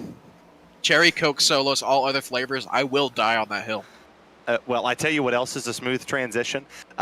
Your car, the way it feels if you go to Ryco Performance. I knew it. I knew it was coming. RycoMotorsports.com, where they build champions and deliver results. And why should you choose Ryco? It's easy. Expert craftsmanship built by a team of seasoned builders. Their cutting-edge performance enhancements tailors to your vehicles. They are unrivaled coaching and reliability to handle the most demanding circuits on the iRacing platform. You can visit them for more information at RycoMotorsports.com. You like that one? Seamlessly just transition into that, or you can just transition your way into GridVision, where you can watch us on YouTube at youtube.com/GridVision and follow us on all social media platforms, Facebook and Twitter. Yeah, you had me chuckling with that transition into the ad. That was pretty funny. I will not lie. You had me chuckling there. That was pretty good. Lap 105. I'm here for ad reads. This man makes his money off the ad reads is what I'm learning tonight. Ah, man. If only people would hire me to do their ad reads. It comes off very traditional, right? It just works. It's funny because I'm the announcer for the Carolina Pro Late Models and Crate Modified Series, which you can watch on pitrow.tv March 2nd at Florence Motor Speedway for the Crate Modifieds. Small shameless plug for that. But Cookout sponsored us at Hickory for the Cookout 100. And going into that race, I was terrified. Big sponsor, corporate type feel that, you kind of just had to deliver. Well, I met the owner, the Reeves family, on pit lane, and didn't write it down, didn't really ask, just kind of said, how many times should I mention Cookout? Just nonchalantly threw it at the wall. And he said 326 times, because that's how many locations we have worldwide. And first thing I did was crack a joke. They're driving into turn one, and they're racing as hard as possible. And I made the comment, they must be racing this hard because they want to go to Cookout. They have 326 times that they could pass one. And I cracked myself up because I didn't think that I could make that transition work and actually make it sound like a good joke. Sure enough, it was a good joke, which, by the way, you can stop out at your local Cookout.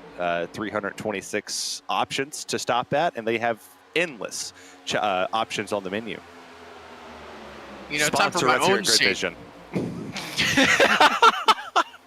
Oh, man. Well, you made your one shameless plug for the race. I'll make my one shameless plug real quick. I recently got the opportunity, a very, very, very good opportunity, in fact, to be on the radio broadcast for Texas Tech Lady Raider softball on KTXT 88.1 The Raider. And, man, I am so happy for that. I am so excited for that. That's actually two reasons why I will be missing NiS broadcast, because the two games they have me calling this season for Texas Tech Lady Raider softball is going to be March 1st, I believe, against University of Texas El Paso, and then I believe my final game will be March 13th when #1 ranked Oklahoma comes to town. So that'll be a very, very fun couple of days there, and man, I can't wait for the season to start.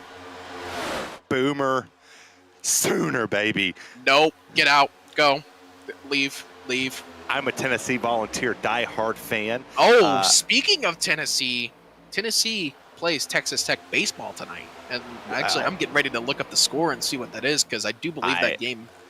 I bet you Tennessee's winning. But I love college athletics. That's why I'm a big fan of the eNASCAR College Series. That will be live February 20th, 8 p.m. Eastern Standard Time on enascar.live, youtube.com/iRacing, and twitch.tv/iRacing as well. We'll be live, James Pike and myself, from Darlington, the Lady in Black, for the throwback race. Our field has been locked in and set. Matthew Swack had the fastest time. We will see him at some point in time, I'm sure, in a top split race. Speaking of top split, they're on lap 105, coming to lap 106. Vrooman, Maines, Newman. Still your top three. Vila, Buttafuoco, Swack, Ray, Hall, Nanny, and Pettis. your top 10.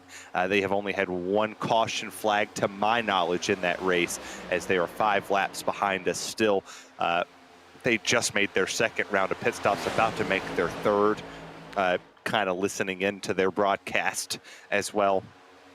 They are just as surprised as we are with the cleanliness of the race, and Ryco performance looking good in the top split side as well.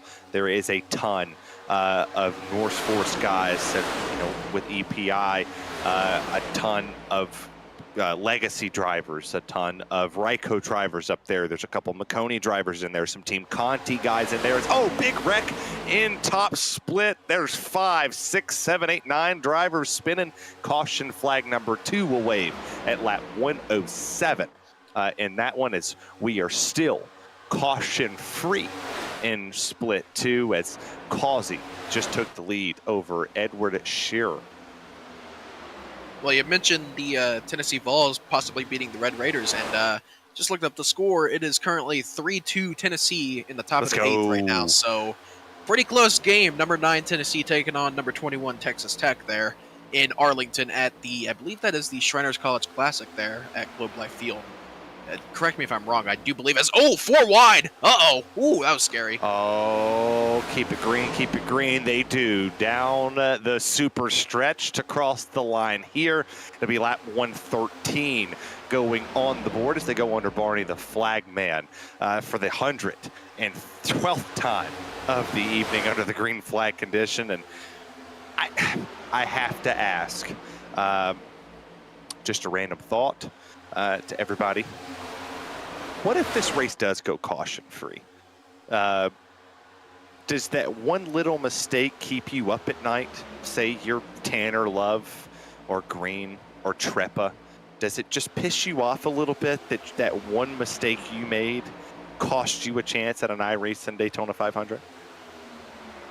I mean, the thought could be there that if you did this one thing differently, that you possibly could have had a chance, but that thought really doesn't stay too long, because as soon as you finish this NIS race, you're probably sitting here saying, okay, that's my final race for the week, I'm done for the week, time to look ahead to next weekend.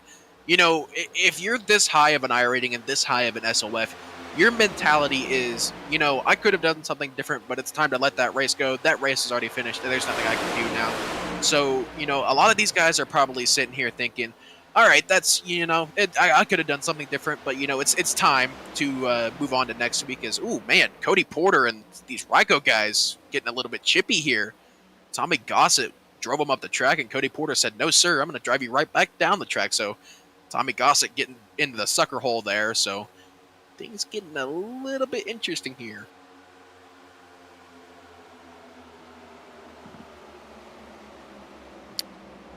Let's see. Bassin Racing just joined the chat. Please tell me you're not texting and driving, because if you're texting or driving, that means we potentially will get a caution flag, or you will get a ticket from the police officers, and this could be a citizen's arrest, to quote the great Barney Fife. He said, number 3 here, trying to go 2 for 2 for 500 wins this week. If you're texting and driving from the 7th place position, you are under citizen's arrest. So please stop on pit lane. That'll be a 1-second hold.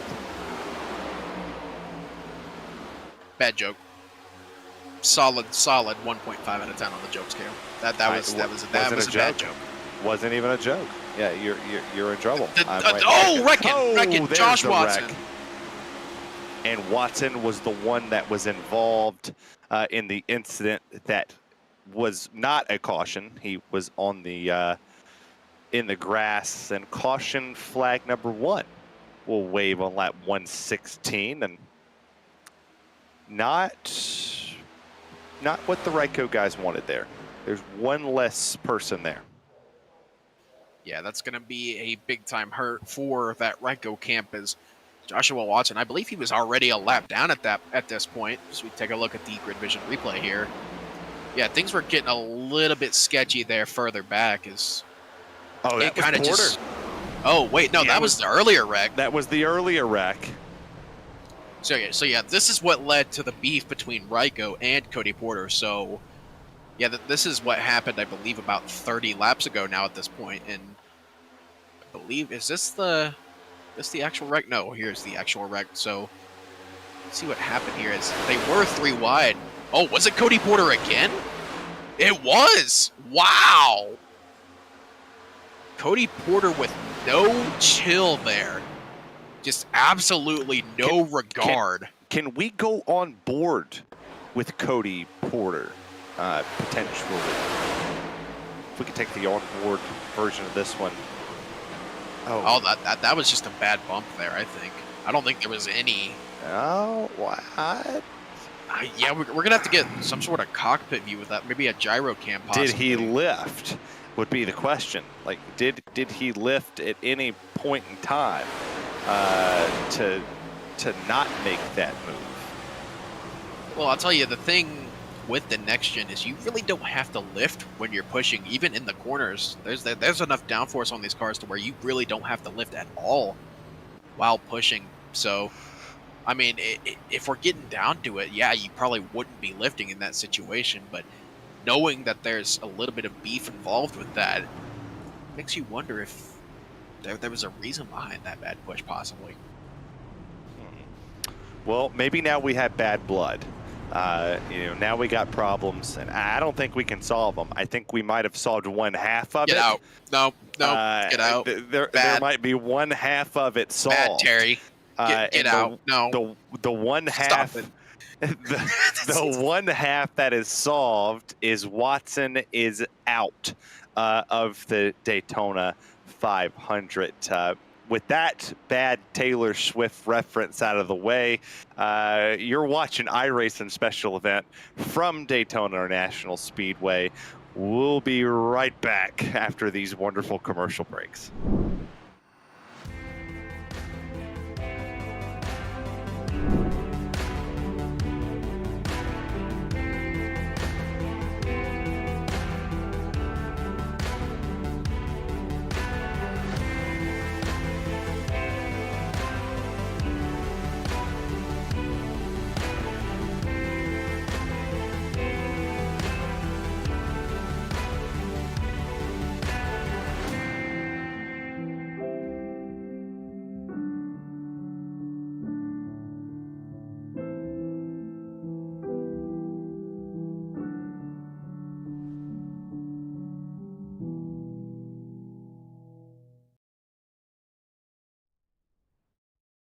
Racing isn't easy, but experiencing it is.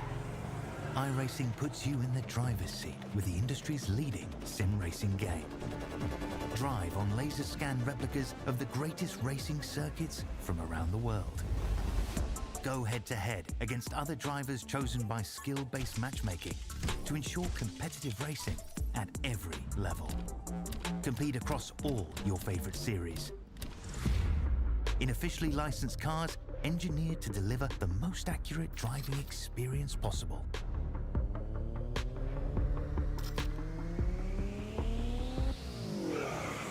Join a race or host your own with players from across the globe.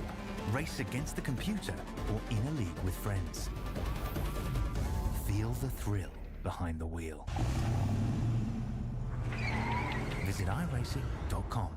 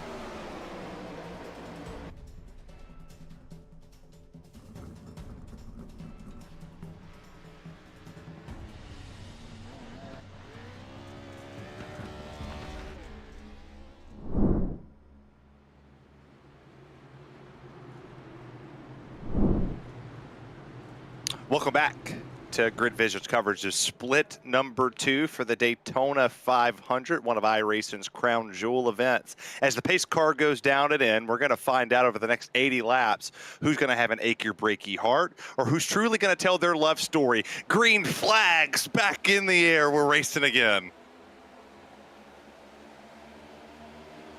Nothing.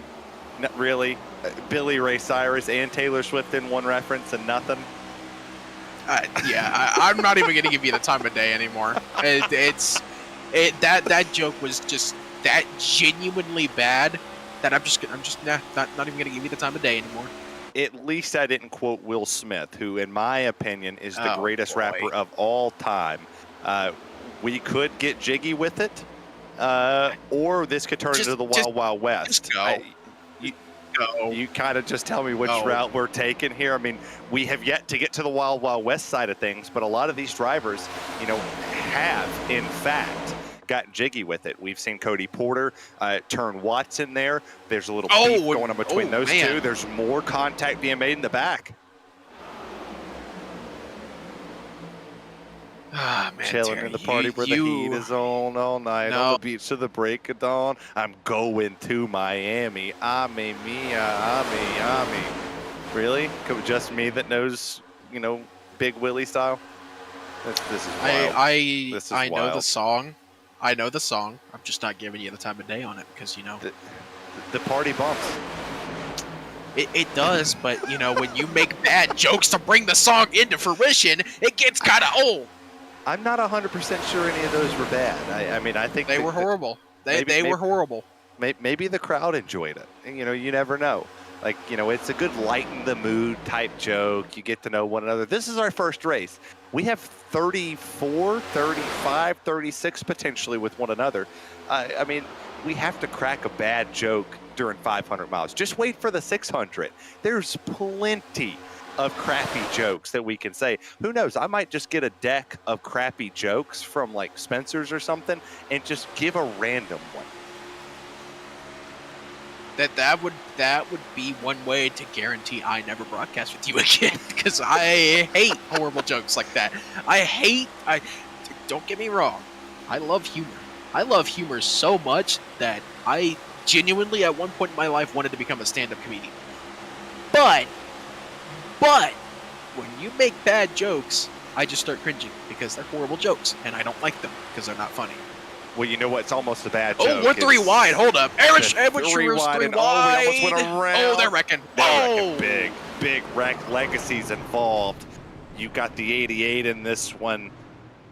That was a big wreck, and that's a ton of damage for a ton of the cars that was up front for a good portion of this race. And we went 116 laps caution free. 2 caution flags have waved in the past 10. This was starting to turn into the Wild Wild West. There it is. I knew it was coming. Anyway, that just goes back to that old saying, that old Larry Mack saying, cautions breed cautions. Well, unfortunately for you, Ed Sheeran Jr. nowhere to go there. Unfortunately, I don't think he's got too much damage, but that's still going to hurt his races. He was up front for the majority of the past 60 or so laps. Yeah, and it really started when the checkup happened around here. It bottlenecked, and everybody wanted to migrate to the outside lane, and now we're jumping them back up. And you see it there, just kind of misjudged. Went up the racetrack, the 24 did, and hard into the wall they all go. For a lot of the drivers in the mid-pack that were just kind of riding around, they were fortunate enough to get out of this one. Coker has moved his way up there. Basson, who was just 3rd, he's sitting in 13th at the moment, or 14th now. Cutlip's working up here. Oster in 16th. Ferrer, I believe, was involved in that incident. He's having to catch back up. Ton of our early front runners have been involved in something over the past 15 laps. To give you a top split update, Milam has just taken the race lead over Novak, Newman, Buttafuoco, Vila, your top 5. Robertson, Maines, Vrooman, Nanny, Patska That is your top 10 as they run. They have single file to the bottom. Lap 121 will hit the board when they come across the start-finish line. It's all single file to the bottom. I think they might have been getting a top or split 2 update that said all hell's breaking loose over here. We'll all chill out, as almost everybody came down pit lane, minus a few that decided to stay out on an alternative strategy. Yeah, that top split race, I've been keeping an eye on it as well. It seems to be heating up a little bit over there in terms of how this is going to play out, whereas our races seem to kind of pick up the pace in terms of the intensity a little bit. So we'll have to see if this is how it's going to stay throughout the rest of the race. But I think both splits, top split and second split, should be in for some very good finishes, because we're at the point where the mentality starts to shift. You know, you get to that lap 120, 125 mark, and that's where you really start to see that aggression pick up, as these guys are starting to realize, hey, we're getting close to the end of this thing. And, you know, those guys that think or that have been up front are starting to realize, hey, we have a shot at this thing. Let's start to pick up this intensity a little bit. Let's start to make some more aggressive moves. Now that this race is waning down, I expect action to pick up exponentially here. Well, while we are under the yellow flag here for the second time, we'll go to a quick side-by-side to rest our voices, and we'll try to bring you the last 75 laps, if it's under the green flag, commercial-free.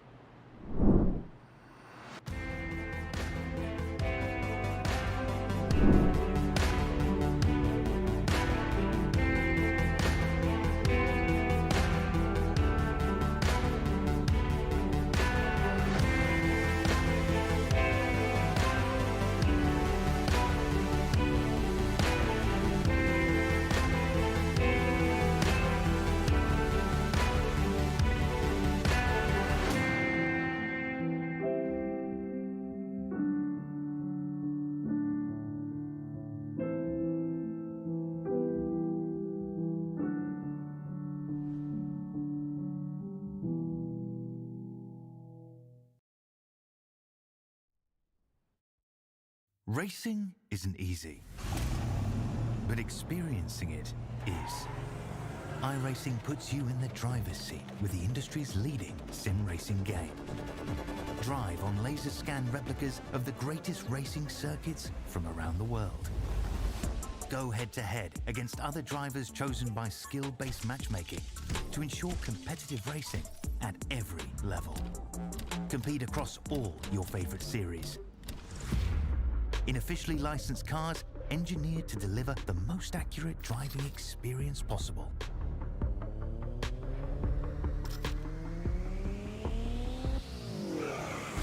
Join a race or host your own with players from across the globe. Race against the computer or in a league with friends. Feel the thrill behind the wheel. Visit iRacing.com.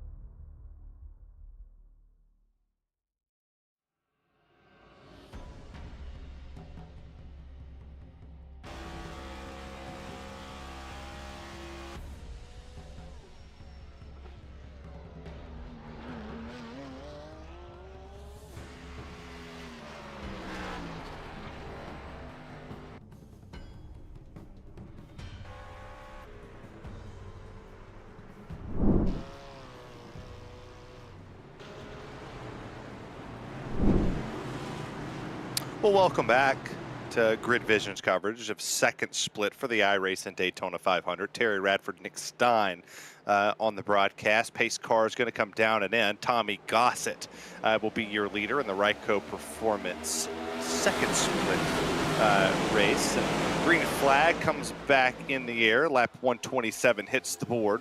We'll see if this potentially, Nick, with the Ryco driver out of the race due to incident, does this change their strategy? They've got the lead now with Gossett and Bergoli. 1-2. Hoffman, Moose, your top 5 with Matt Coker working his way up here. Do you see it changing?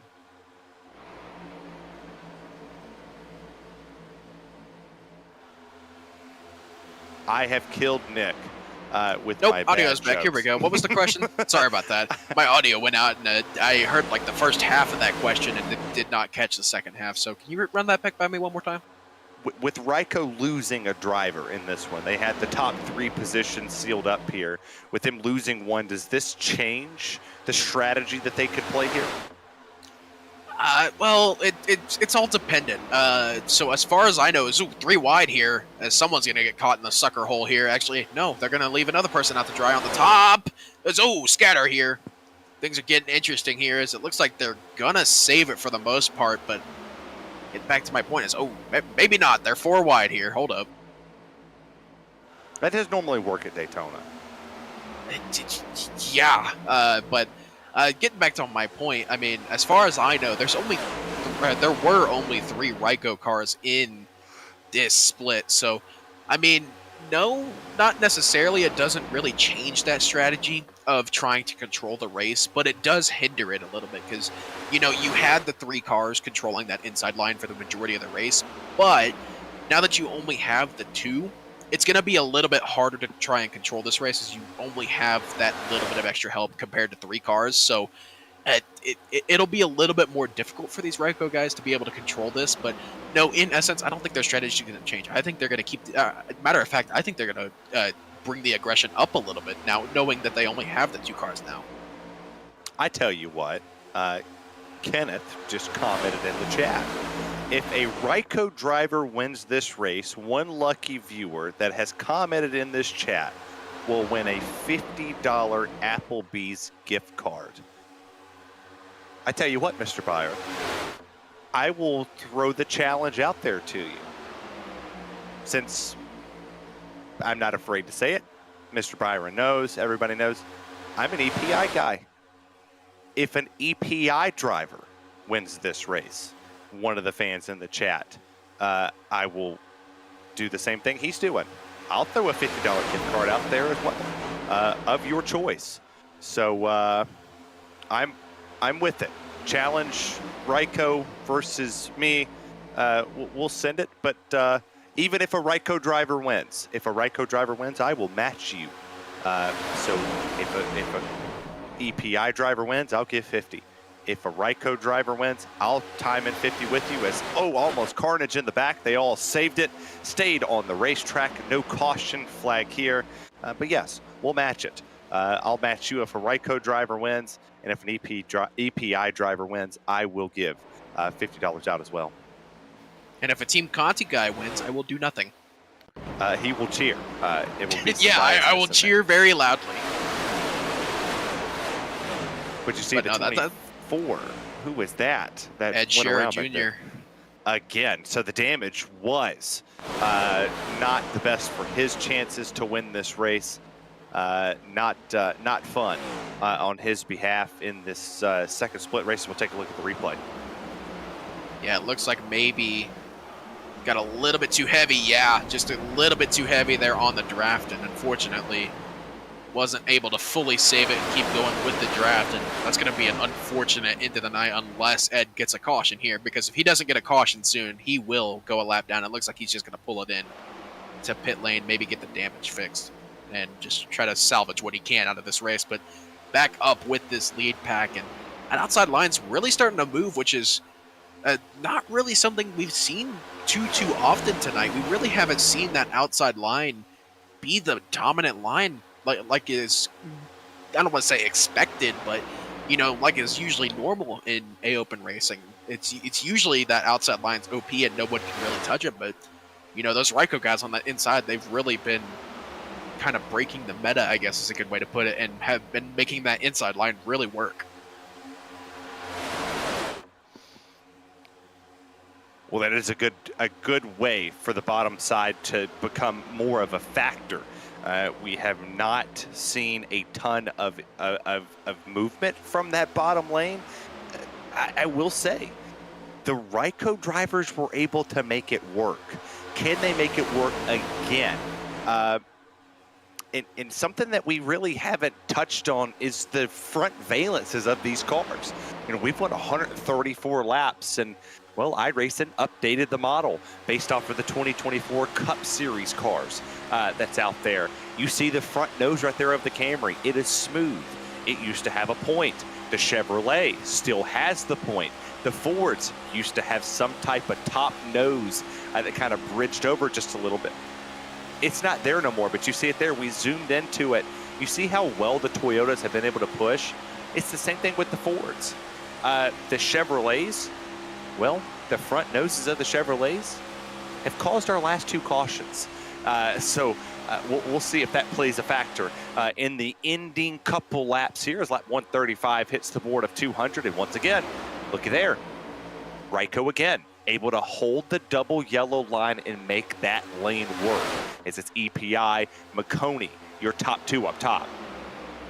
Yeah, and getting a little bit more technical here, the outside line really being preferred in the Cup car, that's only really a thing with the Cup car. I mean, you go over to the Xfinity racing, the truck racing, you really don't see that outside line being as powerful per se, I guess is a good way to put it. I mean, you do see that outside line, it has a lot of momentum in it, and it has a lot of speed in it, but it's really not as sustainable as being on that inside line. I mean, take, for example, I ran the 6 o'clock B Open today, and that I was on the inside line the whole race, and I had 0 issues. I mean, the outside line could keep up for maybe a lap or 2, but then they would fall right back into obscurity. So I just don't think that the outside line is as preferred in other series as it is in the Cup car. And maybe you could comment on that a little bit better, as I do believe you're a lot more experienced in the B car than I am. The B car is always the faster on the bottom, but if the outside lane is working, and no better person than my favorite drafting partner for anybody who has ever been in a race with myself and Cody Neagles, we're always together. If we're in the same split, we do not leave one another's hip pocket. He trusts me, I trust him. We have a balance of how we are going to run one of these races. We understand the strategy of it. We also understand that, hey, you have to be there, but you need to be leading. Cautions happen a ton, and he has been one of my favorite drafting partners. He is phenomenal on the super speedway side of things, has won plenty, and I mean plenty of races on these type of tracks, but bottom lane is the way to go. One of the best ways that you can go as well is to RycoMotorsports.com.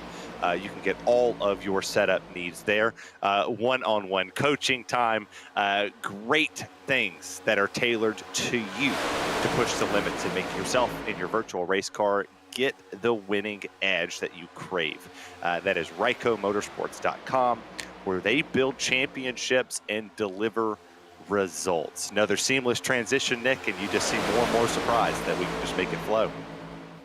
I wish I had the skill that you do to be able to flawlessly seam into those transitions, man. You are too good at that. I'm glad you're the lead for the show and not me, because I would be a stuttering mess by now if I was trying to seam into a sponsorship. I don't understand how you do it, and it ticks me off that you are so good at it. And, you know, I would, like I said, I would be here babbling like an idiot trying to seam into a sponsorship deal like that, man. That is absolutely wild. Look, my ego can only get so big at the end of the day, but not as big as Championship Power Equipment.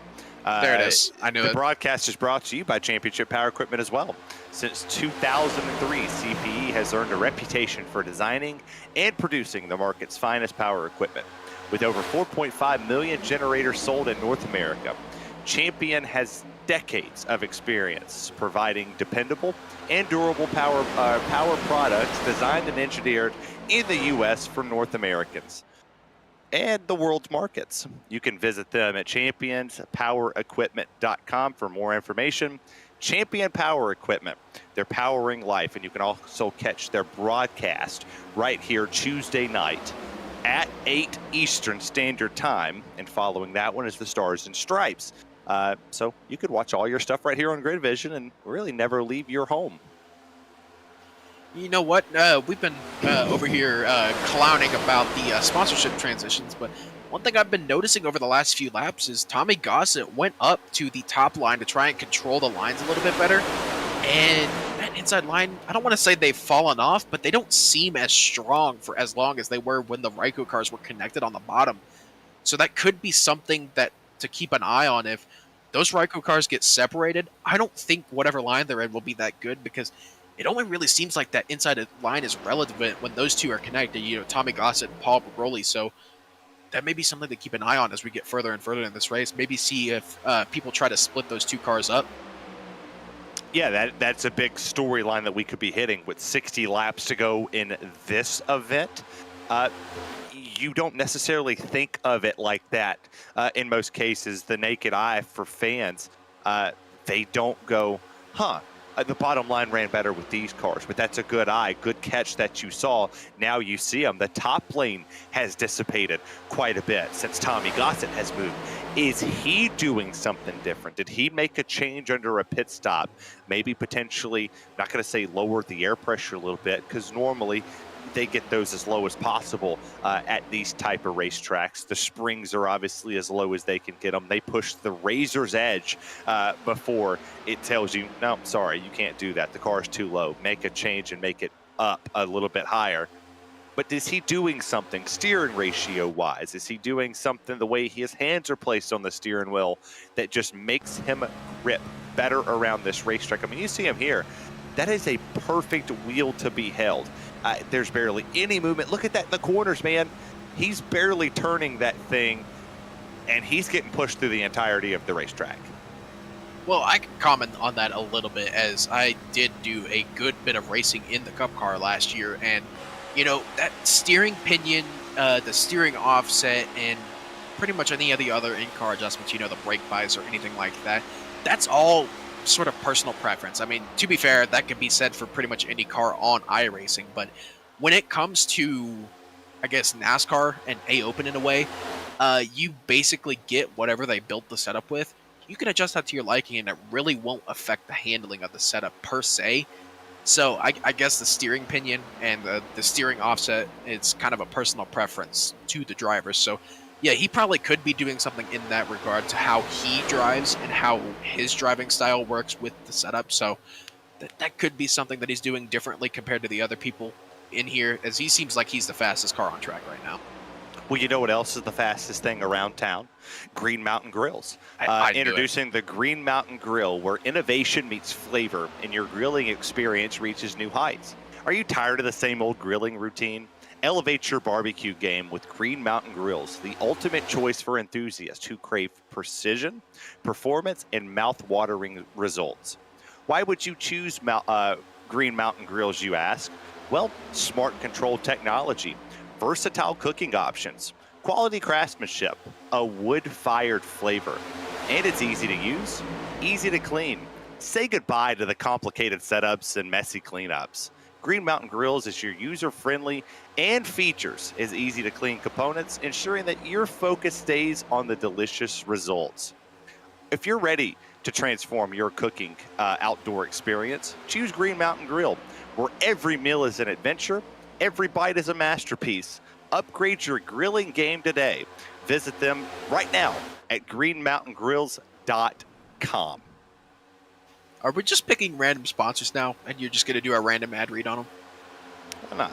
They're on the list. I mean, they sponsor part of the Champions Power Equipment League that you can catch right here on GridVision every Tuesday night. So, big one. Lap 145 is still here. It is still 1-2 for your Ryco performance, guys. Don't forget, if you comment in the chat, thanks to Kenneth Byron, the wonderful owner of Ryco Motorsports.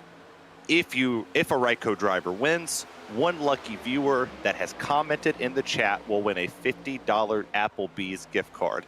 I match that. If a Ryco driver does win, if it is Tommy Gossett or Paul Bergoli, I will match the $50 as well. If an EPI driver wins, and good driver sitting on the outside lane leading that top side, if they win, I will also throw $50 on the table and a gift card of your choosing. So we'll see. It's a ton of great drivers in this one, and I would be hardly remiss if I chose against one of the Ryco guys, because, well, they've been leading almost ever since we went green tonight. Yeah, they've been up there and up front pretty much all race long. I mean, that they qualified kind of bad. I'm pretty sure Tommy Gossett qualified, if I remember correctly, 16th position tonight. And his teammate wasn't far behind him, I believe, in 22nd. And they kind of sat back for about 20 laps. And then, of course, we saw that aggressive 3-wide move right around lap 20, which got them up front. And they've been pretty much controlling that inside line ever since. So, yeah, they're definitely the favorites to win tonight. But, it's Daytona. Literally anything and everything can happen on the last lap. And we've seen anything and everything happen before. So, you never know who's going to win one of these races. It could literally be anyone in the lead pack right now, and we just do not know. So it's going to be a very interesting tale as, we got 3 wide back here. Things are starting to kick off here in the middle of this pack.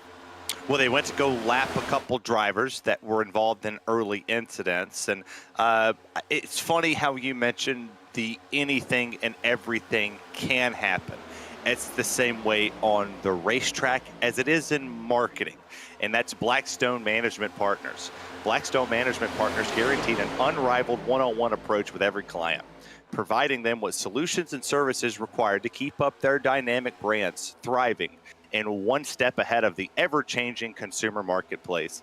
Blackstone comprises expertise in marketing, communications, talent management, and event management. They work with their clients, not only using traditional, but state-of-the-art platforms, including mobile marketing, experimental marketing, and cause-driven marketing as well. You can visit their website today at www.bsmpartners.com. Lap 149 has hit the board. We'll hit lap 150. We'll have 50 more laps around the Daytona International Speedway. Tommy Gossett, Paul Bergoli, Hoffman, Green, Coker. Your top 5. It's 2x2 from about 12th on back as the action has definitely started to pick up.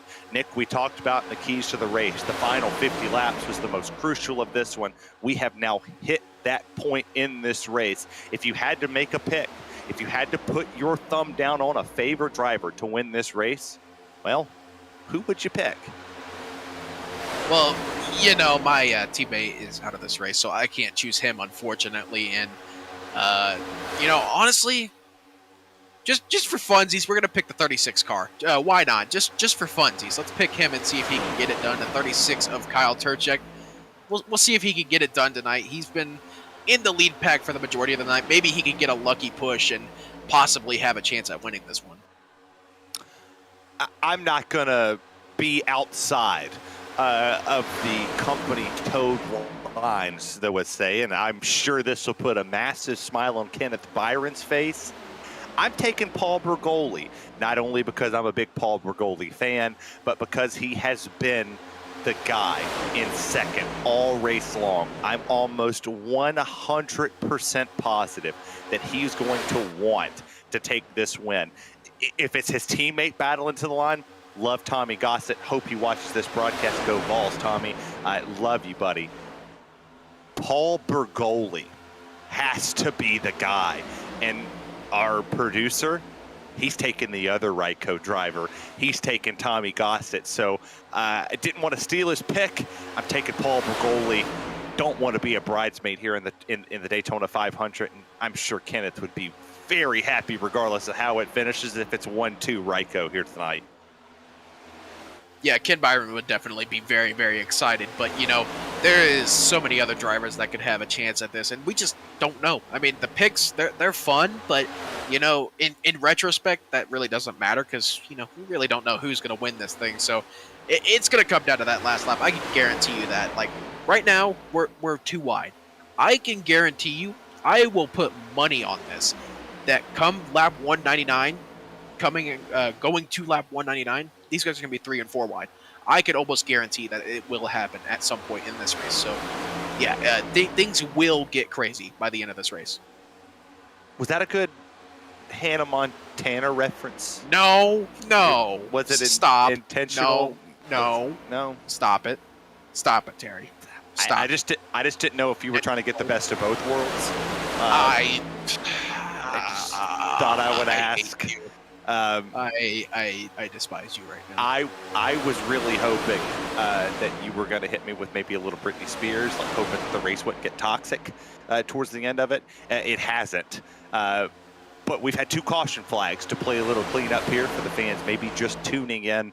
I know a lot of people are watching the top split 500. Michael P. Frisch is your race leader there. Your top 3 is Vila and Matthew Swack, who you can catch on the 20th of February on twitch.tv/iRacing for the eNASCAR College Series. He will be there as well to run this one. Blake McCandless, the color commentator for the eNASCAR Coca-Cola iRacing Series, is currently running 7th in that event. But it has been the Ryco show, literally and physically, on the racetrack, and we would really like to thank Ryco Performance for being the official setup shop of GridVision, for all that you do for this channel and all of the people in the community. Business is definitely picking up. Lap 155 is here, and very quickly, in a blink of an eye, Nick, it'll be gone. We'll be on lap 156, and here they come into turn. Yeah, things are starting to single file out a little bit here. I do believe people are starting to ditch that outside line just a little bit, because I do believe we are getting pretty close to that pit window opening here. Of course, everything being thrown off by those 2 English. Those 2 back-to-back cautions. I tried to get too smart there, and it didn't work. But we should be coming up to the pit window, because I do believe everyone pit under that lap 117 caution. So that pit window should be opening up here within the next 3 to 4 laps. I was gonna try to take that into a read, but then he threw up the stent links for us. You see 38 laps up there. I'm gonna play devil's advocate for a second with you. This is the money stop. Do you take this opportunity to go long on this one? The least amount of fuel, the better? Or are you short pitting this one, hoping that a caution flag does come out so you get the chance to maybe get the track position you did not have early on in this event, get it the latter part of it, that way you can play defense versus playing offense? Well, the way that this green flag cycle, if it does end up becoming a green flag pit stop cycle, the way it's looking like it's going to line up, you'd be hard pressed to not take full fuel, because you got to worry about a possible green-white checker. There's so many different variables you got to worry about seeing how this is going to line up, because the way it's looking, these guys are going to be pitting with about 40 to go, mainly being Tommy Gossett, Paul Bergoli, and Chris Hoffman, who are the only people on 38 laps in this lead pack. So I think mostly everyone's going to take full fuel, just purely for the fact that you could be dealing with a couple of green-white checkers at the end of this thing, or it could become a fuel mileage race should it come down to those green-white checkers. So there's a lot of different variables you got to worry about. There's so many different things. I would just play it safe. Some people may be thinking tire strategy here, just take left sides and fill it with fuel, or take 4 tires of fuel since you're taking full fuel anyway. So it's going to be a strategy game here. It's going to be who wants to be more aggressive. I think that's what it's going to come down to. Well, fans that are watching, thanks for tuning in. This is GridVision's coverage of Split 2 for the iRacing Daytona 500. We'll step aside for one final time under the green flag condition. I say that because it'll be the last time we step aside, barring a caution flag. And before pit stops start to happen, we'll be right back after this side-by-side.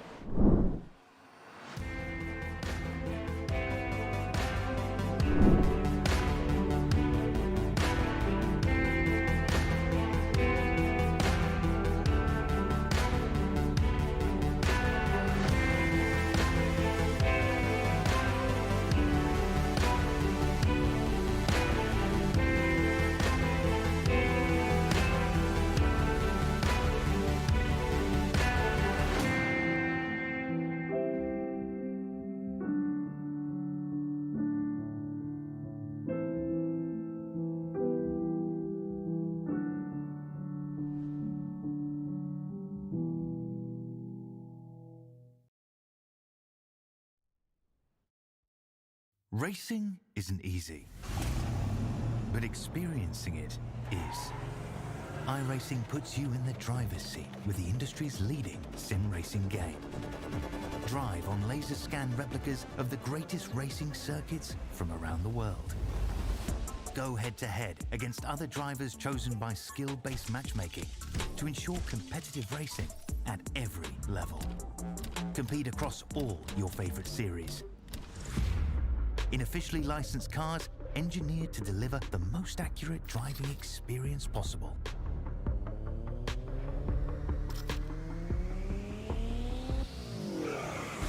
Join a race or host your own with players from across the globe. Race against the computer or in a league with friends. Feel the thrill behind the wheel. Visit iRacing.com.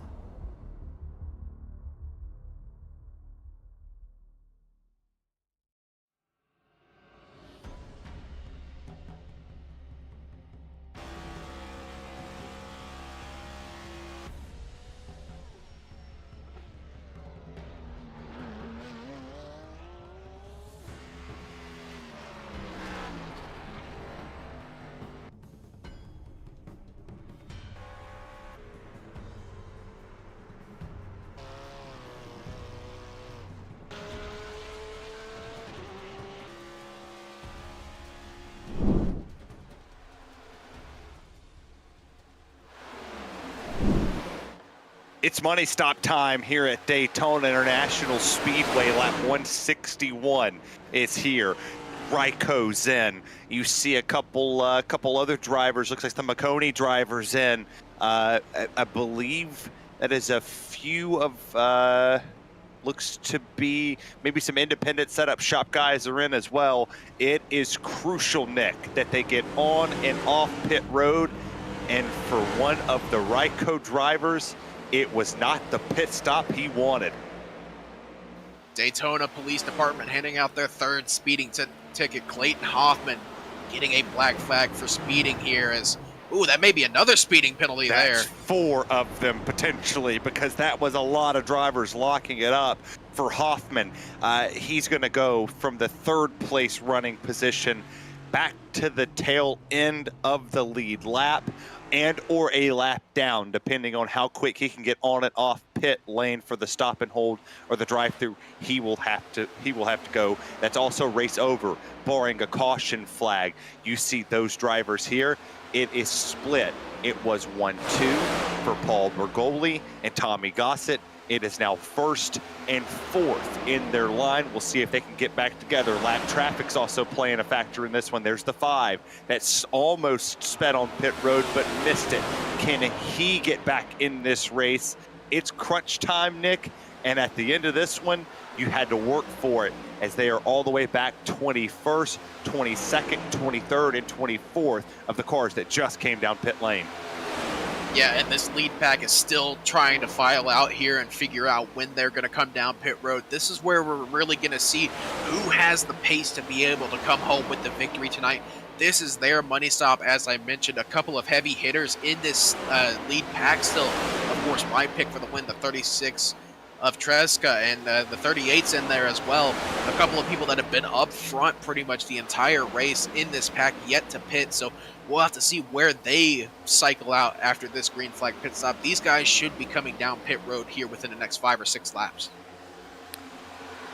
Just a quick cleanup here for the top split, guys. You want to talk about some of the drivers that are really starting to make a big run at everything. Daniel Nanny, he's currently running 4th. Garrett Maines, currently running 2nd in top split. Those drivers race for Ryco. They are driving the wheels off of this thing, setting 2nd and 4th. Nicholas Vrooman. We got a wreck! Driver. Big wreck out of turn 4. That's huge, and that's the Reaper Speed Lab machine. The 01's involved as well, going backwards for the 24. Caution flag number 3 waves, and this was heartbreaking because for a lot of the drivers that just came down pit lane, that's not what they wanted to see.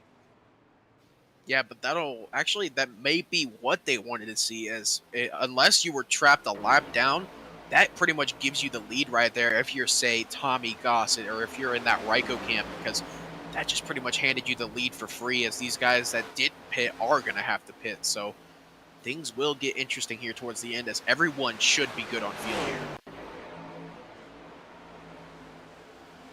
They might be good on fuel, but patience will definitely be thrown out the window. I think they were hoping for the long game to play out. They would have had a good, substantial lead based off of the fact that they came down and was able to get in line as quickly as possible. They were a little racy up front, hence the caution flag that waved over us in this one, and that was just a checkup gone wrong. Can't push the pusher in your pick, the 36, not in the race anymore. Oof. Yikes, that would hurt. Oh man, that is... You're the bad luck charm. Yeah, I swear. I feel like ever since I joined GridVision, that all of my race picks have been involved in wrecks. And I'm going to blame that on Darby just because I can. That's fair. You see the driver, Oslam from Maconi Setup Shop. He has a ton of damage to the front end of that one. You see the 17, a Trepa. That was your race leader at the time of caution down on pit lane. And that will hand the lead right back to Tommy Gossett, Davis, Coker, Bergoli, Brian, Marble, Freese. That was a pick out there. Cody Neagles picked the 21 car, Himmel. And for all of those drivers that just came down pit lane, how does being outside the top 10 feel this late in it? As we should be taking the green flag with under 30 to go. Can you believe that?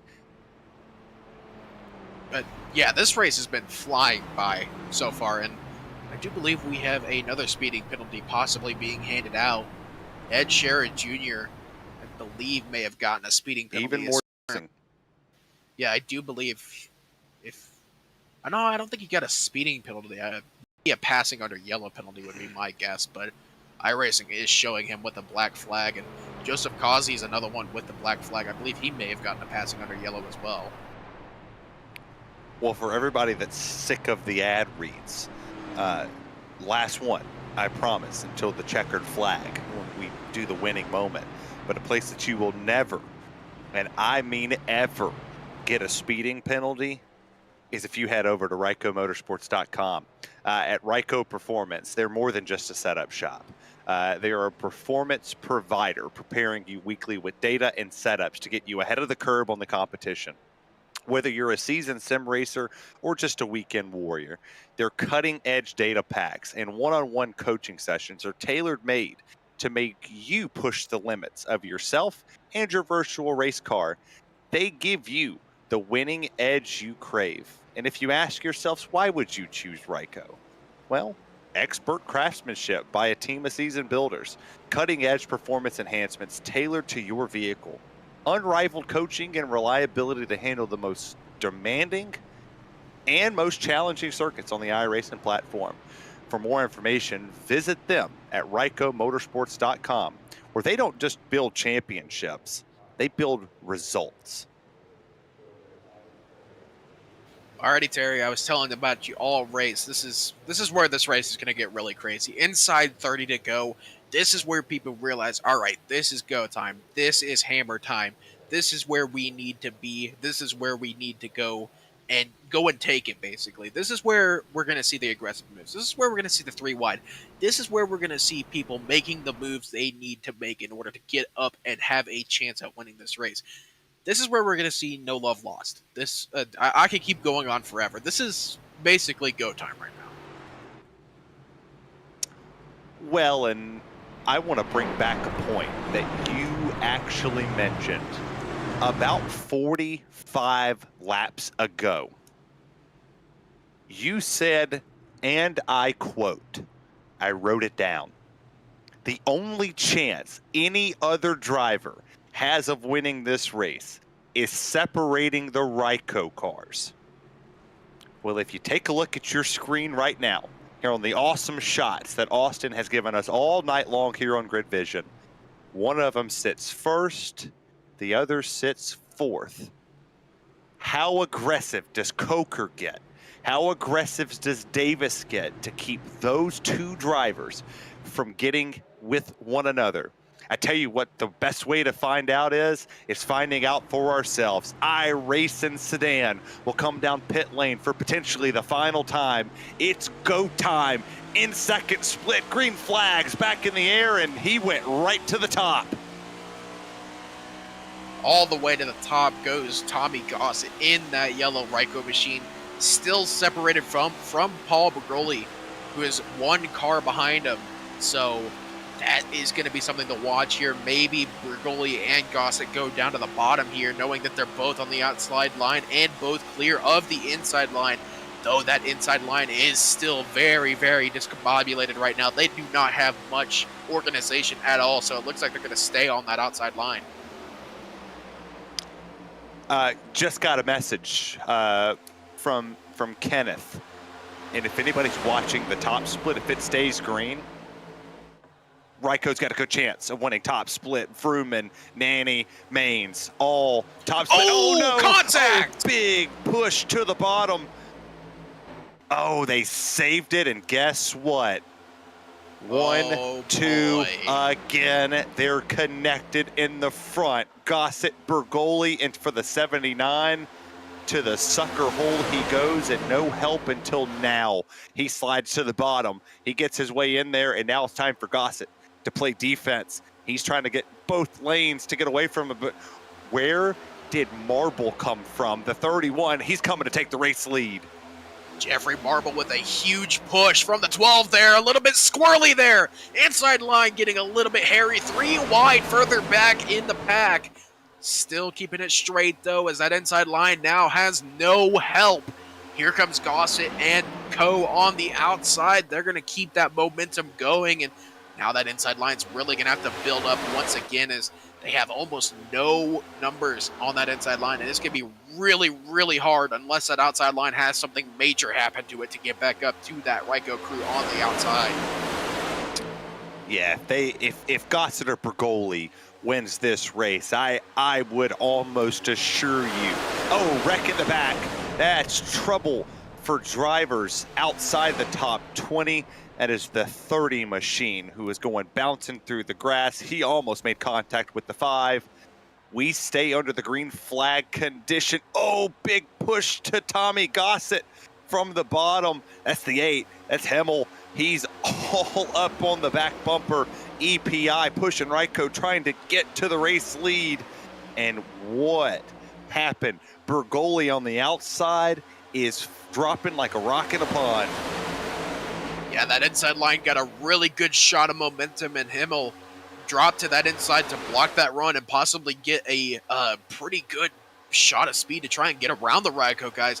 And Tommy Gossett went down to block the run and left Paul Bergoli for dead, as that outside line has gone absolutely nowhere in the last lap. And now the roles have been reversed. It's the outside line. Oh, they're spinning to the inside of the track. I don't believe that'll cause a caution, but that's going to be 2 cars out of this race, unfortunately. There's the 38 who gets involved in this one. Couldn't see who the other driver was, but 2 of them off the racing surface. Here it's Caleb that got in that incident there. Cody Porter's back in the lead lap for fans of his. He brought out one of our cautions, our first caution of the evening. We'll take a look at the replay here. Just a bad push to the outside, and they saved it. Surprisingly enough, they both saved it, got back on the racetrack. So big win for everybody, as that's how it goes. And Bergoli has fallen to the 9th place position, having to work his way back up. It's still Tommy Gossett leading it. Lap 174 is there. We're coming to crunch time now. 25 and a 3/4 mile to go for the second split.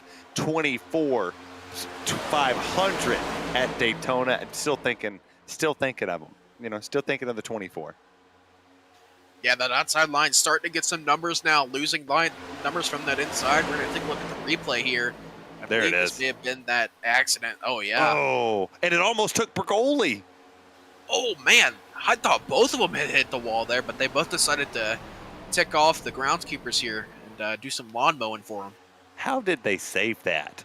These cars are I had already no a clue. handful to drive, and they figure to get it. McGuire moved to the outside lane. Now he's back to the bottom side. Now for Freeze. Where did he come from? He's back up there to the outside, right in front of the one, starting to pick up. That outside lane fell like a sack of potatoes, and here they go. They're starting to march their way back to the front. 25 when they cross the start-finish line to go at Daytona. Tell you what, look who's on that outside line. Paul Bergoli in that 12 car. He is up there pushing that outside line, trying to get back hooked up with his teammate on that inside line of Tommy Gossett, but not really any momentum as they're starting to get a little bit disorganized there. Outside line still trying to push ahead here. They still got 4 cars they got to get up even with in order to get back even with that inside line. And you just wonder, where's the move going to come from? Where's the momentum going to come from?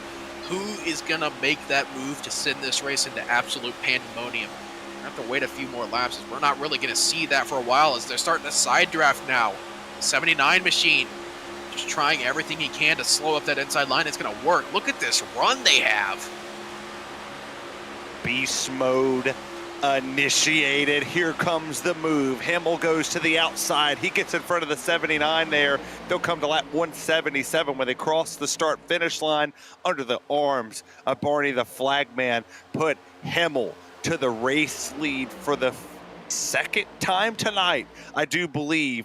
Lead change in the closing moments. Does it change it? Oh, trying to go 3 wide's not going to work. The 79 couldn't get down. Himmel gets to the bottom. Himmel's going to play the momentum here. He's going to play who has the more momentum here. He's going to try to control both lines. That outside line's starting to fall off a little bit, so he dropped to the bottom in front of Gossett, and now he's got the speed here. That outside line falling off once again. Is that going to be the dagger for that outside line? I doubt it is. You know, they pulled back from about 7 or 8 cars to get back up even there before pandemonium kind of broke out there. So I do expect that outside line to really start get going here again. Well, this could have definitely helped the run. It's, oh no, the 79 goes into the wall. They make contact on the bottom. Lap traffic just almost caused the second big one of the night. They're 3 wide there. The 34 makes contact. That's Forrester. He got into there. Here we go. A little bit more contact happening. 3 wide throughout the field. You said it was going to get crazy. We're about to come to 21 circuits left around the iRacing's virtual Daytona International Speedway. The action has truly picked up in this split. Top split, it's a 32-second lead for the top 4. If Ryco doesn't win this one, they have a really good shot. They have 3 people inside the top 4 that could deliver the win for them. Back to the second split action, that outside line's kind of fallen off as they've really lost a lot of the help that they had, and now, I mean, you really don't have that many players on that outside that can really build up the momentum needed to get back up even. As Bergoli has ditched to the inside, as now he's going to go up and lead the outside line. Does that draw Tommy Gossett? As I believe I saw someone spinning in the back. No caution for that, but still that does beg the question, who's going to lead this lap here? I do believe it's going to be that 40 of Himmel, but still, once again, waiting to see where that move is going to come from. We'll take a look who's on the outside leading the brigade. It's back to Ryco. Oh, EPI driver blocked him. They're 3 wide. Gossett's in the sucker hole. Gossett's going to be going really far back here, and unfortunately not going to have any help as Bergoli's his only teammate that has a car working still. Himmel, though, he's on that outside, really doesn't have the help that he needs in order to get back up to that lead pack, as now the 31 on the inside is your leader with the 25, and the 34 is help behind. That inside is absolutely moving right now. Jeffrey Marble leading that inside with, I believe that's Coker behind him pushing. Actually, no, This just changed the dynamic of this race. They'll come to 19 laps to go when they cross the start-finish line. The drivers who have been dominating you would say in this race, it's not about who leads the most laps, it's who leads the last lap. Right now, Marble holds the lead. Here comes the 21. That's Freeze. He's there in second. Forrester third. We haven't talked much about McGuire either. He's sitting in fourth. And oh yeah, here comes Brophy. He's in the fifth place position. So looking pretty good as moves to the outside. So here we go. Add more players into the mix of who's going to get it done. Will the outside pole sitter come back up and win this race? Will somebody else come into this mix? Do we see a late race caution with the way they've been driving, Nick? It's a good possibility we see it. Lap 182 is here. We're coming to crunch time. Brother, we've been in crunch time for 15 laps now as Jason Brophy's on that outside. He's got the push from Brandon Himmel, but they're not really making any headway here. They're going to need help from the car behind them, that third place car on that outside line. That's Paul Bergoli. There's the shove that they're going to need. That's going to get that momentum going again. Here's that lap car on the inside. That's going to shift that outside lineup into the middle line as they're trying to pass that lap car there. That's going to allow that second line to really start to make some headway here, as now the 9 of Jason Brophy, he's even with the second car in line. The 31 is not going to go up to block. Bergoli's going to give another shove, give the lap to Jason Brophy. Well, now they're starting to mix it up. We go 3 wide a little further on back. We'll continuously run 3 wide here in the mid-pack portion of the lead draft. A lot of comments starting to come in. It's getting crazy. It's getting wild. The guy kind of picked Freeze to win this race. He knows a little something about it. Maybe we can get him up here for a super speedway race or two to call some of the action. He has some in-house know-how of how to get around these certain racetracks. Himmel still holds this race lead. Marble goes to second. Brophy, Freeze, Bergoli, your top 5.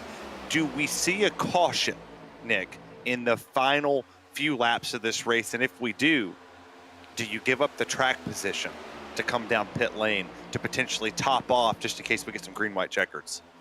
Well, first off, I mean, the intensity is only going up. It's been going up since that lap, I believe it was lap 175 restart. And yeah, the intensity has been going up. When it comes to the intensity going up, that only brings that aggression up. As you see it right there, Jason Brophy making an aggressive move to the inside to take the lead there. And, those aggressive moves lead to stupid mistakes. Stupid mistakes lead to caution. So I do believe we will see a caution. Now, for the second question you asked, no, I do not see any reason to come down pit road. We're within 15 to go, or I believe we just hit 15 to go. So I don't see any reason to come down pit road unless you're that short on fuel, which I don't believe, because I do believe everyone came down pit road under that last caution to top off. So I don't think we should be seeing any fuel problems here. Well, you see the 9 of Brophy. He's up to the outside lane. They'll come to a whopping 4 to go. We said we would be here till about 12 Eastern Standard Time. We're getting there. It's 11:47 here as they come through turns 3 and 4. Not many more chances to make these moves, and you see the pushes, the blocks. They're starting to get more and more aggressive. 3 wide, back outside the top 10. And for a lot of the drivers that's outside the top 10, they have not been there for majority of the race. Here we go. It's been crunch time for a long time, according to you. It's definitely checkers or wreckers for drivers sitting outside. Maybe the top 5 as the pushes. Here we go, the middle lane starting to work it. That middle lane really starting to pick up the momentum here. Who's going to go down to block that run? Brophy sticking to the outside, the 31 sticking to that inside. He's going to get side drafted here. He has no help, so goodbye to that 31 leading that inside, as nobody's going to go down to help him. That's the 31 of Jeffrey Marble. And now Gossett getting real aggressive with the side drafts there as he side drafts the 11 car there into oblivion. Gossett now leading that middle line, not really going anywhere. Bergoli to the inside. He's got help from that 79 car, the beast mode machine. Wreck it in the back. Big wreck. Caution flag will wave for the 4th time here this afternoon. And I said checkers or wreckers for the driver outside the top 15. I didn't mean it literally. They all go up in a pile of smoke, and that will bring out the caution flag again. Yeah, I think that intensity was getting up there. They were 3 wide, and we can only see that increase here as this is going to be a restart inside 10 to go. All bets are off. All friendships are off the table. All alliances are completely gone now. Whoever you built relationships up with throughout the race, forget about it. This is what you came here for. This is what you want to do, try to win the 500. As we're looking at the replay here, just looks like a bad side draft there, and it caused a huge wreck with a ton of good cars involved. That was a lot of speed in one wreck. And for fans of the 21, he was collected in the incident there. You'll take a look from the aerial view. It all started with a slight clip. It didn't start with a kiss, a slight clip for my musical reference people out there. So does it change your outlook on this race with the late race cautions? And I guess the follow-up question to it could be, does it change your pick? I know your pick wrecked, but does it change the secondary pick that you had? No, not really. I mean, I don't really have a secondary pick lined up, but My pick second, by the way. Of course it is. Anyway, in terms of the mentality, no, I don't think your mentality shifts at all. As it's too late in the race to really think about a mentality change right now. You've been all out for 15 laps now. You've been just waiting for lack of a better word, the bomb to go off, and it just went off there. I mean, that was the wreck that was waiting to happen. That is the cue for everyone that it's go time. It is pedal to the metal. Every saying you can think of full aggression, use it right now. This is the time for these drivers to make those aggressive moves. This is the time for those drivers to break all their friendships, break everything they know about being respectful, because it's time to win a Daytona 500. This is one of the crown jewels of NASCAR, and this is a must win for a lot of drivers in this field. Could you then say that you've had the time of your life?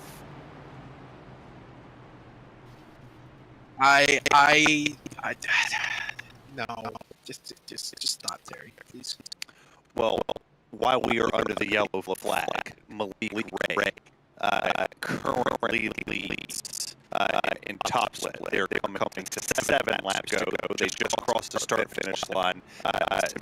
Arrow is your second place driver. Blake McCandless, Michael P. Frisch, and Morton is your top 5. I will remind the fans watching at home, eNASCAR overtime rules. 3 attempts to complete overtime. If the white flag is taken, the checkered flag will be the preceding flag. There is no caution flags in iRacing. Once the white flag's taken, the race does not get paused. If they wad it up, they will race back to the start-finish line due to no safety precautions need to be taken on the sim. The caution flag waves before the white flag's taken. We rack them up, do it again.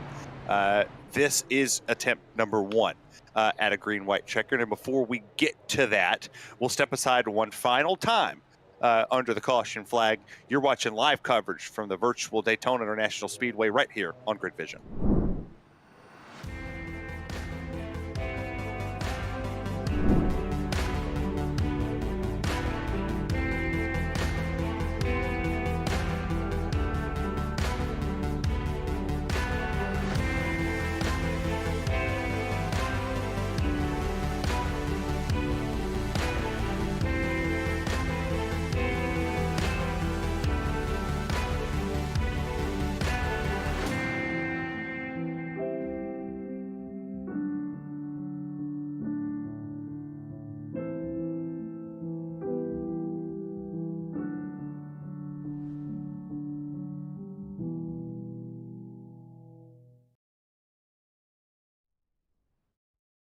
Racing isn't easy, but experiencing it is.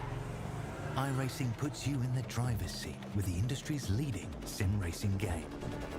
Drive on laser scan replicas of the greatest racing circuits from around the world.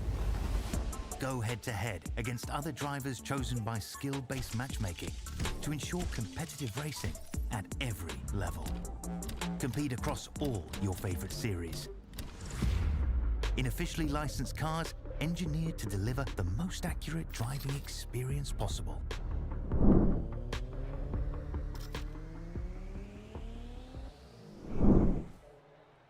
So welcome back. I will admit that I'm an idiot. You can clip this one, share it around. I am dumb.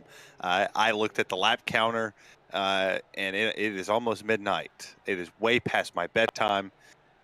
We have to be 9 laps to go when we take the green flag here momentarily. I'm Terry Radford. Nick Stein is my amazing broadcast partner here and all season long here for the top split version, special event second split. But pace cars down and in. Brophy takes the green flag and Bergoli's to the outside. That was not a good start, Nick, for that outside lane as it's a top 2 breakaway.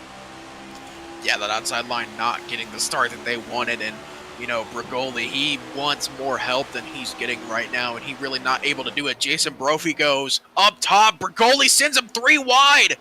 Oh man, Jason Brophy to the sucker hole on that outside, and unfortunately, there's not going to be a spot for him left once things start to settle out. Maybe he can try to sneak in here, or he can get some help and make it 3 wide. Here's Bergoli's going to get spun. There goes Himmel.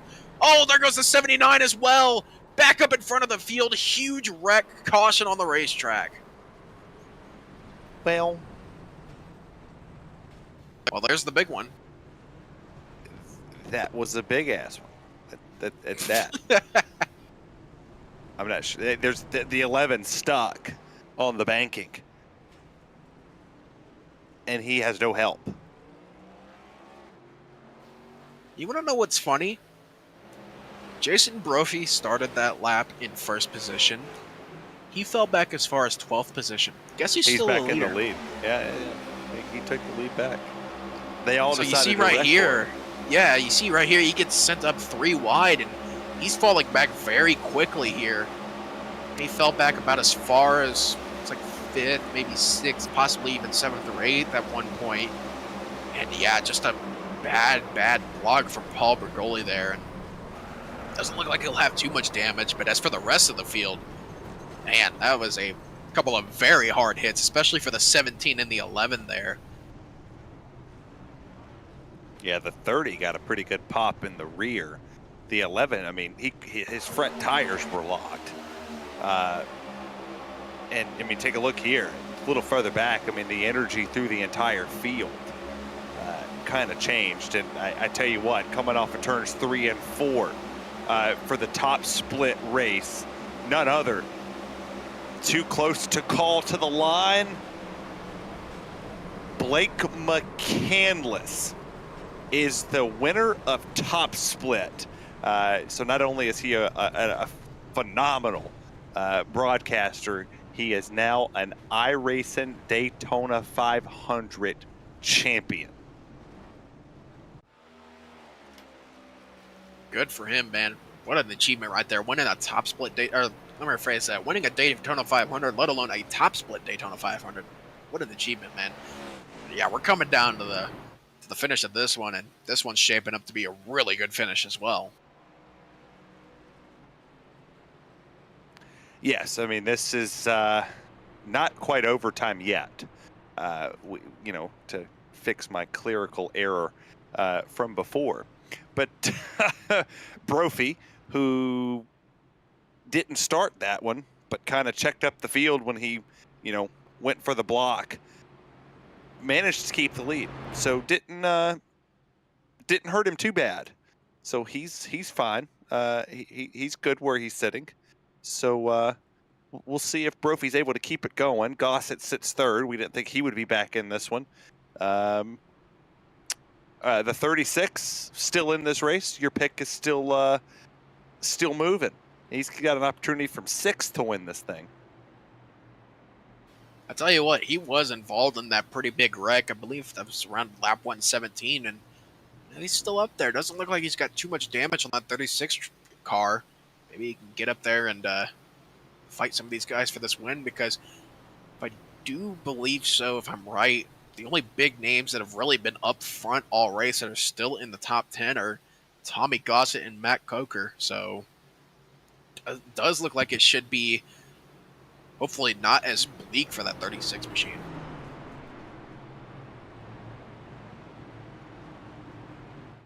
We were thinking for a second that that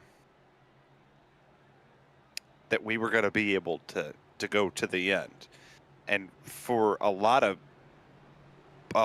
fans that that tuned into the early portion of this race, you witnessed a lot of caution-free racing, and now it has not been caution-free for the remaining part of this one. It has been the polar opposite of caution-free. For people that just joined us from the top split version, where Blake McCandless gets it done. Welcome's coverage of split number 2 for NiS. So welcome aboard, Terry Radford, Nick Stein, Old Darby behind the scenes. We'll get ready to go green flag racing here in just a moment to put 195 on the board for us this afternoon, and we'll find out who can add their name and get the, they send a sweet little certificate, Nick, if you win a Crown Jewel event.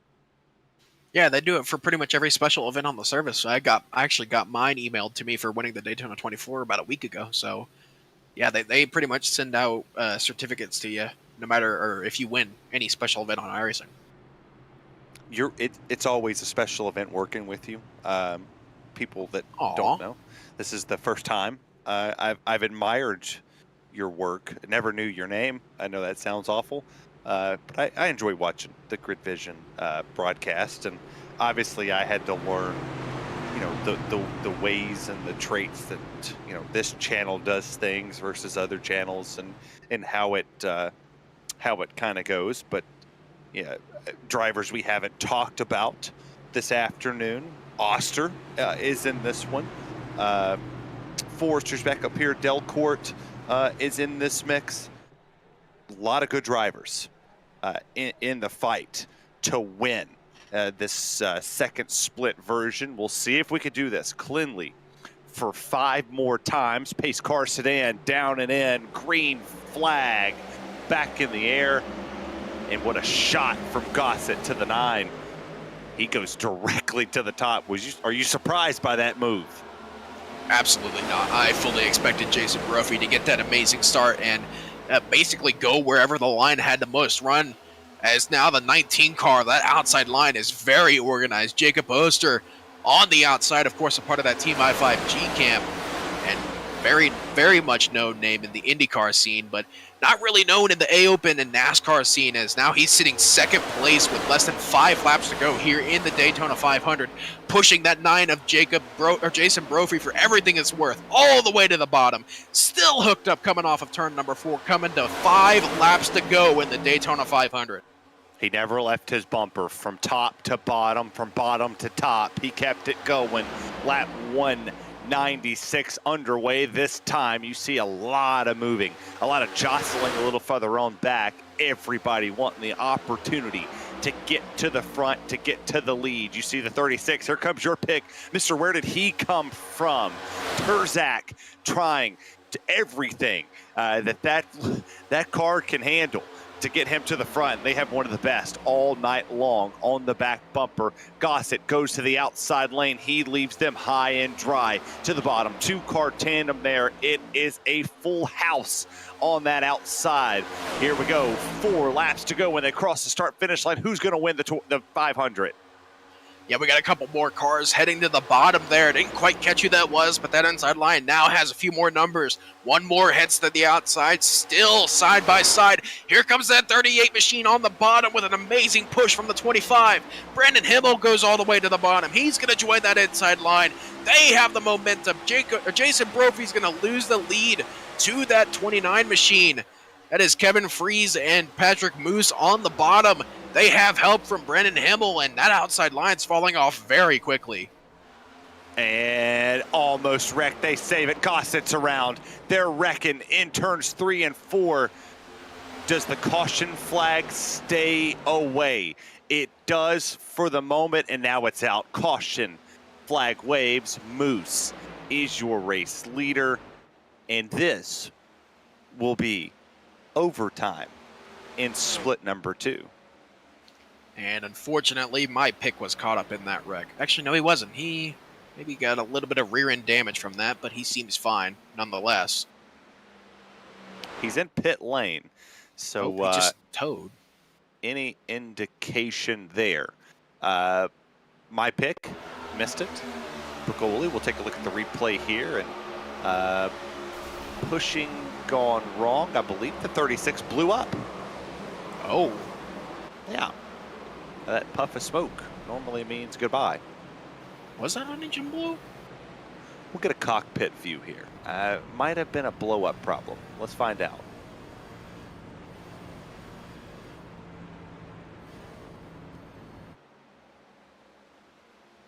The field of view, it's Oculus cam, I think is where we were sitting, like a fighter pilot of some sort, for the cockpit view. I think I killed Nick with that one. We'll see here. Does the car expire? We're on board with the 36 now. Things will turn red if it did. We'll ride on board for a little bit. Hey, we zoomed in. The magic of TV, Nick. No, I don't think this is the correct lap. I think this is the lap before, but I'm looking at it myself. We'll stay on him here. He puffed up big time. Was there any indication if he was going to run out or if he was going to blow up? Because they go down the back straightaway. Oh, he did blow up. Well, he's tucked in here, right? Yeah, he's right behind the Camry down the back straightaway. Nothing's lighting up. Nothing's going red on the dash. There it goes on the dash. Did he downshift? No, it just expired going into the corner. Let's say, because it looked like the RPMs jumped in some crazy fashion. It went to like, it was like 9,000 at one point, and then it jumped to 6, then it was red. Interesting. He did blow up for sure, but I don't know if it was because of temps or what, but something in that car for sure expired. Well, that changes it all. He jumped up. Yeah, he jumped up to about 8,700 RPM purely because he was pushing so incredibly hard, and he got a bump draft from the car behind, and that spiked it up to about 8,800 RPM, but I don't see anything that could have made that engine expire like that. I think it may have just naturally expired for some reason. I'll let Cody Niegels say the word of what that potentially could have been. We've been in that situation before. I will not say it. iRacing is the greatest thing ever. No faults, no nothing on iRacing side. I lied. It's not my last ad read. I'll hit one more before we bat out of here. I just want to let all the people that just joined us that this broadcast and every broadcast from the Monday Top Split NIS to Friday's NIS Top Split broadcast is brought to you by Ryco Performance. At Ryco Performance, they're more than just a setup shop. They are performance preparing you weekly. I screwed that one up. I'm tired. They're a performance provider preparing you weekly with data and setups to get you ahead of the curve on the competition. Whether you're a seasoned sim racer or a weekend warrior, their cutting-edge data packs and one-on-one coaching sessions are tailor-made to push the limits of yourself and your virtual race car, giving you the winning tools and edge that you crave. knock that last one out for our new ish fans that are watching. Thank you to Ryco for all that you do for GridVision. Can't thank all of you enough for tuning in. Terry Radford, Nick Stein, Old Darby behind the scenes, bringing us all the sights and sounds around the virtual Daytona International Speedway. First natural attempt, Nick, at a green-white checkered. Chaos or not chaos going into turn one? Absolute chaos. That is my prediction. This race is, everything that we've seen this whole race, the calmness, the chill, the good vibes, throw that out the window. This is going to be absolutely insane. This is going to be going from like your small town USA traffic to New York City bumper to bumper for 16 miles type of traffic. This is going to be insane. Well, we're all going to be in this ride together like High School Musical. Pace car down and in. Philip Moose, your race leader. Green flags back in the air, and that was not the outside lane's best start of the night as the bottom three get the jump and the momentum. It's Moose, Himmel, Brophy, and now here comes Coker to the outside. Now Himmel, he jumps there. Brendan Himmel jumping to the outside there. That outside line starting to get some momentum. Jason Brophy now. Then they're wrecking in the back. Big or semi-big wreck there. The 28's involved. I didn't catch who else was involved. I do believe someone may have accidentally incident pointed out of this race.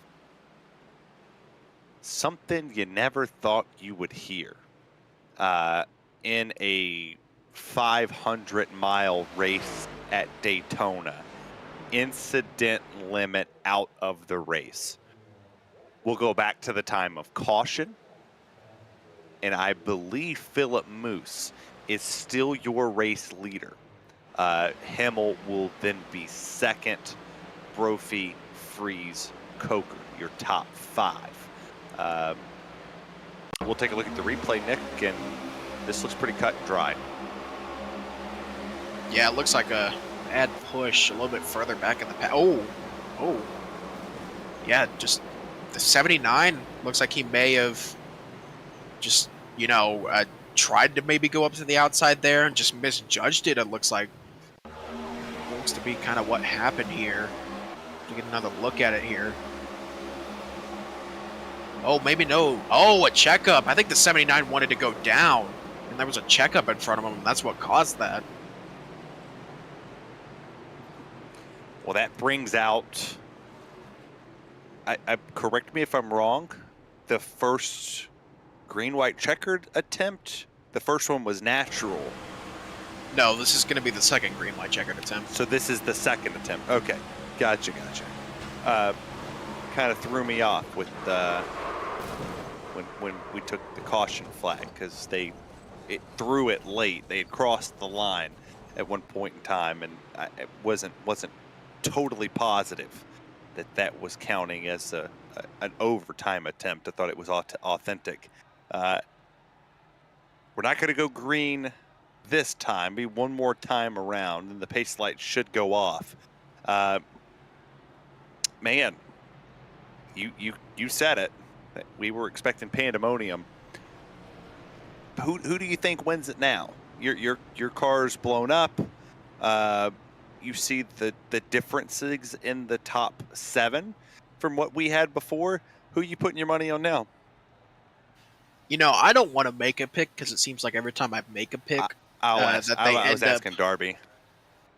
Oh. I don't want you to wreck them. Oh, okay. I see how it is.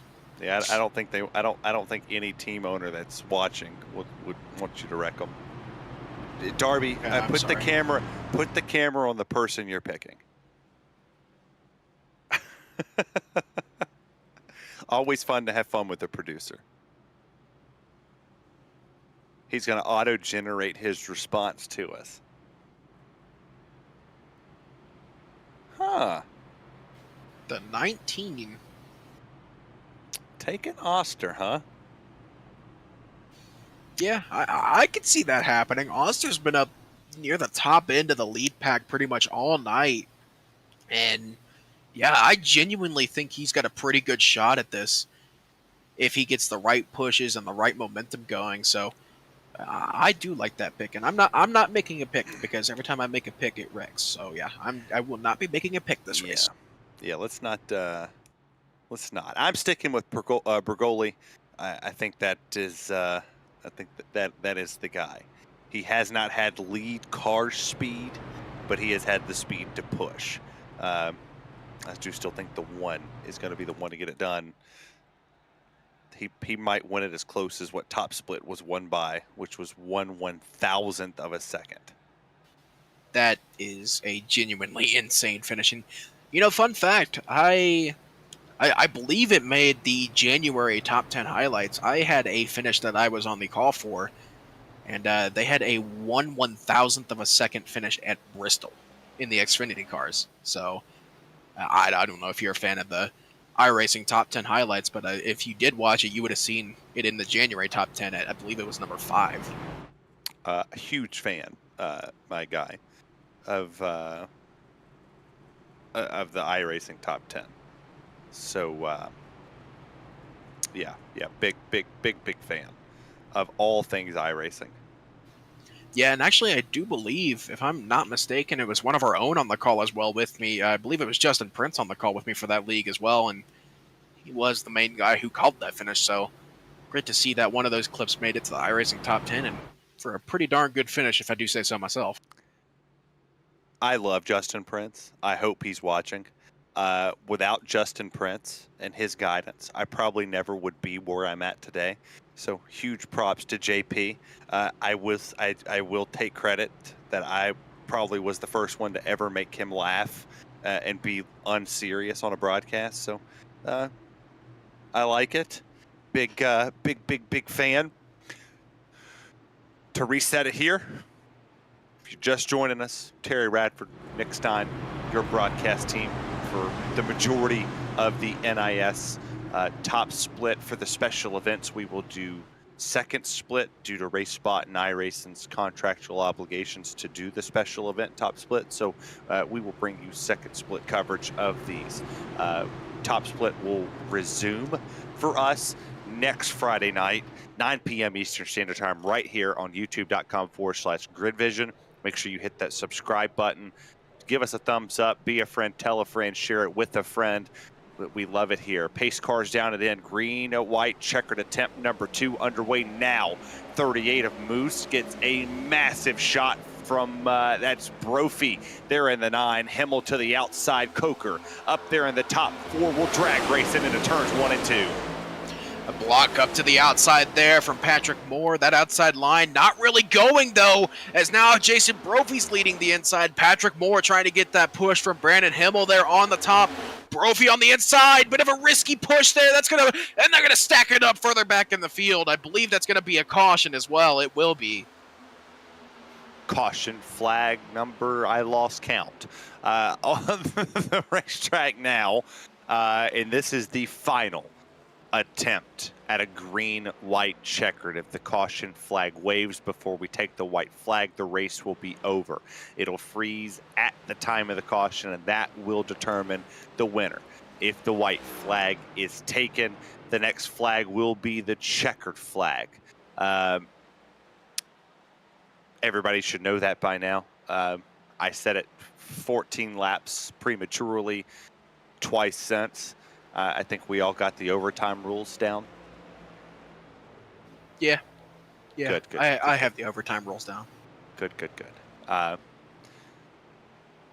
Yeah, you're welcome. Take a look. You know what? You talk about the replay. Yeah, we saw the risky push there from Jason Brophy. That just kind of checked up that entire inside line, and unfortunately, I can't catch who that is. It's the 22 car. And the 23. And the 23 as well. They're pretty much just bystanders of that. Not really anywhere to go for those two. They numerically wrecked. That's what we're down to, numerical wrecking. It sounded good. I mean, it's well past my bedtime. we're nearing my bedtime too. Don't worry about it. Wait, we're just now nearing your bedtime? What time is it where you're at? It is currently 11:18. What part of the your Central Time? I take it. Yes, sir. Great state of Tennessee, I hope. Nope, not even close. I'm from Texas. Oh, you're in the dumb old state of Texas. Wow. Wow. Can I say that people from Texas are dumb? No. Bad, Terry. Bad. Plants from Texas are dumb? Bad, Terry. Bad. Just kind of figured I would ask. Tennessee won tonight, right? Hold on. I gotta go look at the score. Pretty sure they did. They were up 6-2 in the top of the ninth the last time I looked. That sounds about right. Texas Tech really doesn't win it much. Wow. We Harsh. understand. Yeah. Big college guy. When's the last time the Red Raiders did anything good except for have Patrick Mahomes? 2019, they went to the Final Four. 2020, they went to, I believe, the Super Regional of the College World Series. 2008, they were, I believe, 11-1, ranked number 7 at the end of the season. I'm talking like today in the present. I mean, Texas Tech basketball's near the top of the Big 12, one of the toughest basketball conferences in the country. They were leading at one point. The SEC is not the best basketball conference. I cannot believe you just disgraced my ears by saying that. I just, thought I'd state facts. Not even close. I mean, Kentucky swept for a while. Yeah, but yeah, the SEC's a good basketball conference, but the Big 12, Houston, Kansas, Iowa State. Who? Iowa State, they're number 10 in the country right now. Talking about Cyclones? Yeah. Nah, I'm not buying into this. You're late. It's late. You're getting delusional. You know what you could pick yourself up with? Don't do it. An ice cold Coca-Cola Zero Sugar. I crack one of those things open tonight. We all might need one in the morning. You stop at your local convenience store, anywhere that sells Coca-Cola products. Get yourself an ice cold Coca-Cola Zero Sugar, as it is the official fan refreshment of eNASCAR. Pace lights are off on the sedan. We should. That producer's going to add some cool features into this one. No. Cody, hard no. One of us has to work in the morning. And no. Cody wants me to go run a late night A Open after this. Not happening. There's no way I'm smacking any A Opens in my existence. Now maybe a B Open potentially, only because you'll be in it.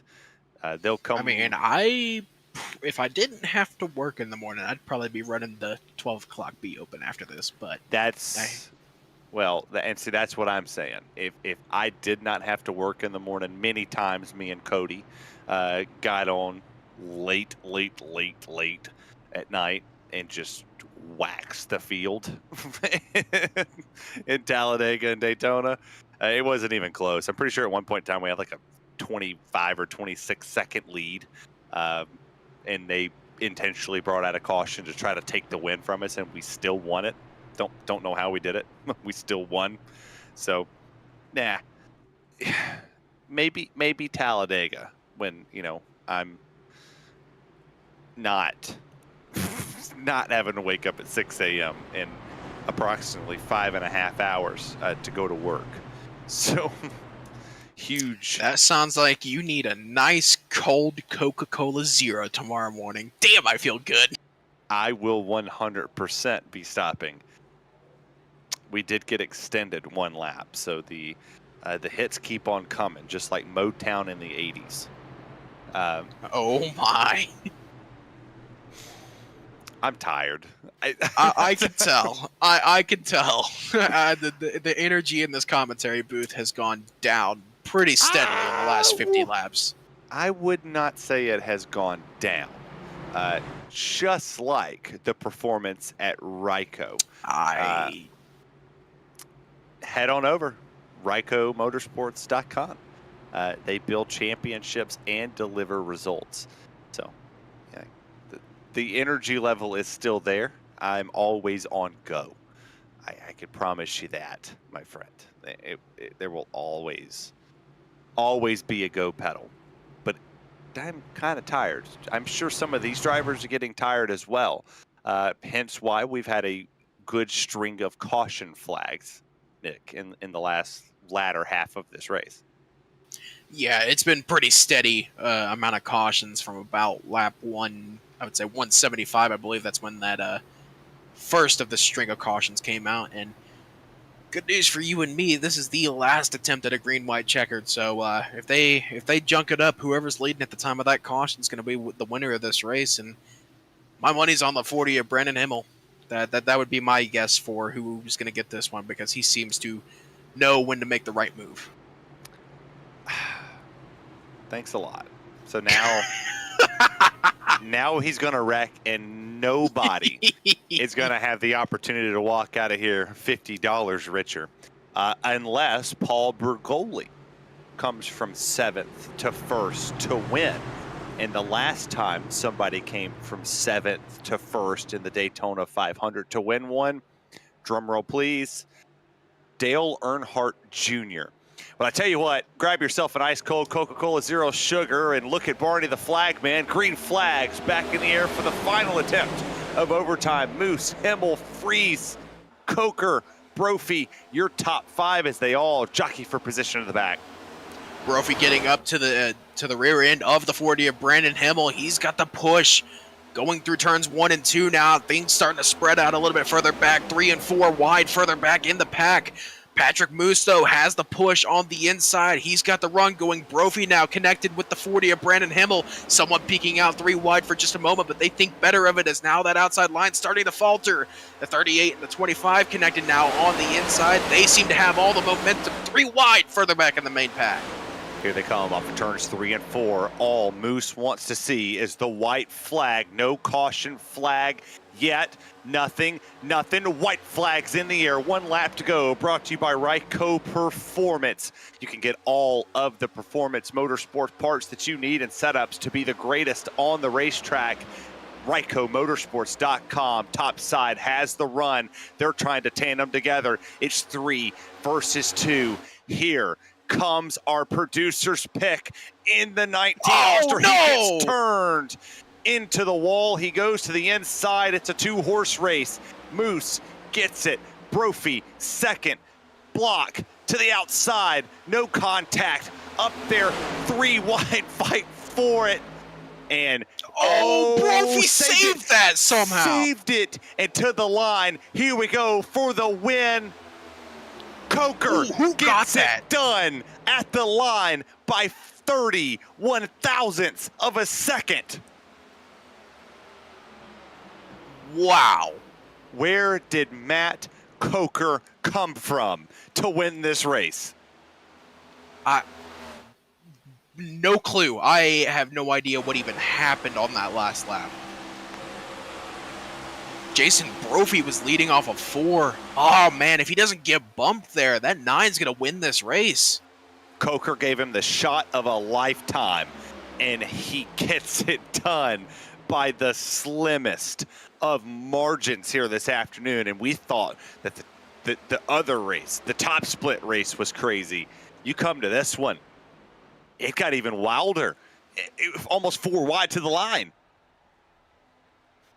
Yeah, an absolutely insane race, and Coker, I don't think he's going to pop any donuts here, or if he does, he's doing a very weird form of donuts here, but an amazing race. I think he was making sure he won it. Oh, but I'll tell you what, that was a really close finish. The top 3 all within a half of a tenth of each other. That is insane.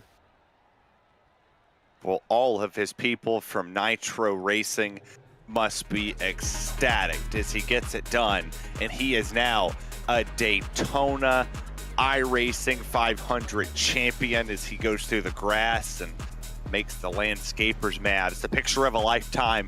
People love to win this event, and he'll stop for the photo op for him there, and we'll go through your full field rundown here of who all of your favorite drivers ended up where in this event, if you can name all of them. Coker obviously gets it done. He led a total of 50 feet.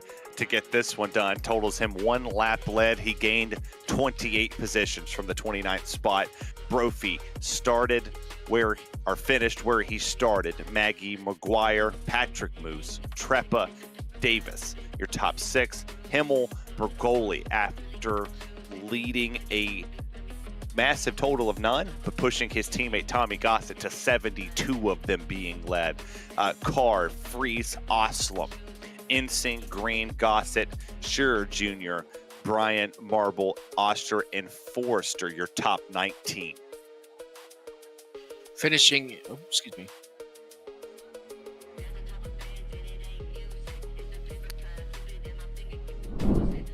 Well, that's your top 19. That is the furthest it lets us go. Well, final thoughts from us here, Nick. I'll start with you. Ah, man. I mean, was pretty much what I said it was going to be. I mean, it was really, really a kind of a chill atmosphere up until we got to about lap 175, kind of like I said it would be. So, I mean, that was for Daytona 500s as far as it goes. That was a pretty darn good race. I mean, it was green flag racing pretty much all throughout, and then we got to the exciting part of the race, which was right at the end. And man, these guys did not disappoint. That was a really, really good race. That was an amazing race, I think. Well, from our entire GridVision team, we'd like to thank you for watching and participating in the chat. For more information on getting your league broadcasted or starting your career in broadcasting, contact us on Facebook or X or at email for old people, I guess, that still use email, info@gridvision.live. Special thanks to Andrew Cardinelli V for the Whiplash Sim cams, providing the cams used on today's broadcast. Congratulations to Matt Coker on winning tonight's race from the Daytona International Speedway. My name's Terry Radford. Nick Stein has been an amazing broadcast partner. We'll see him next week. And our producer, Austin Derbyshire. I say that one wrong every time. We will see you next time on the grid.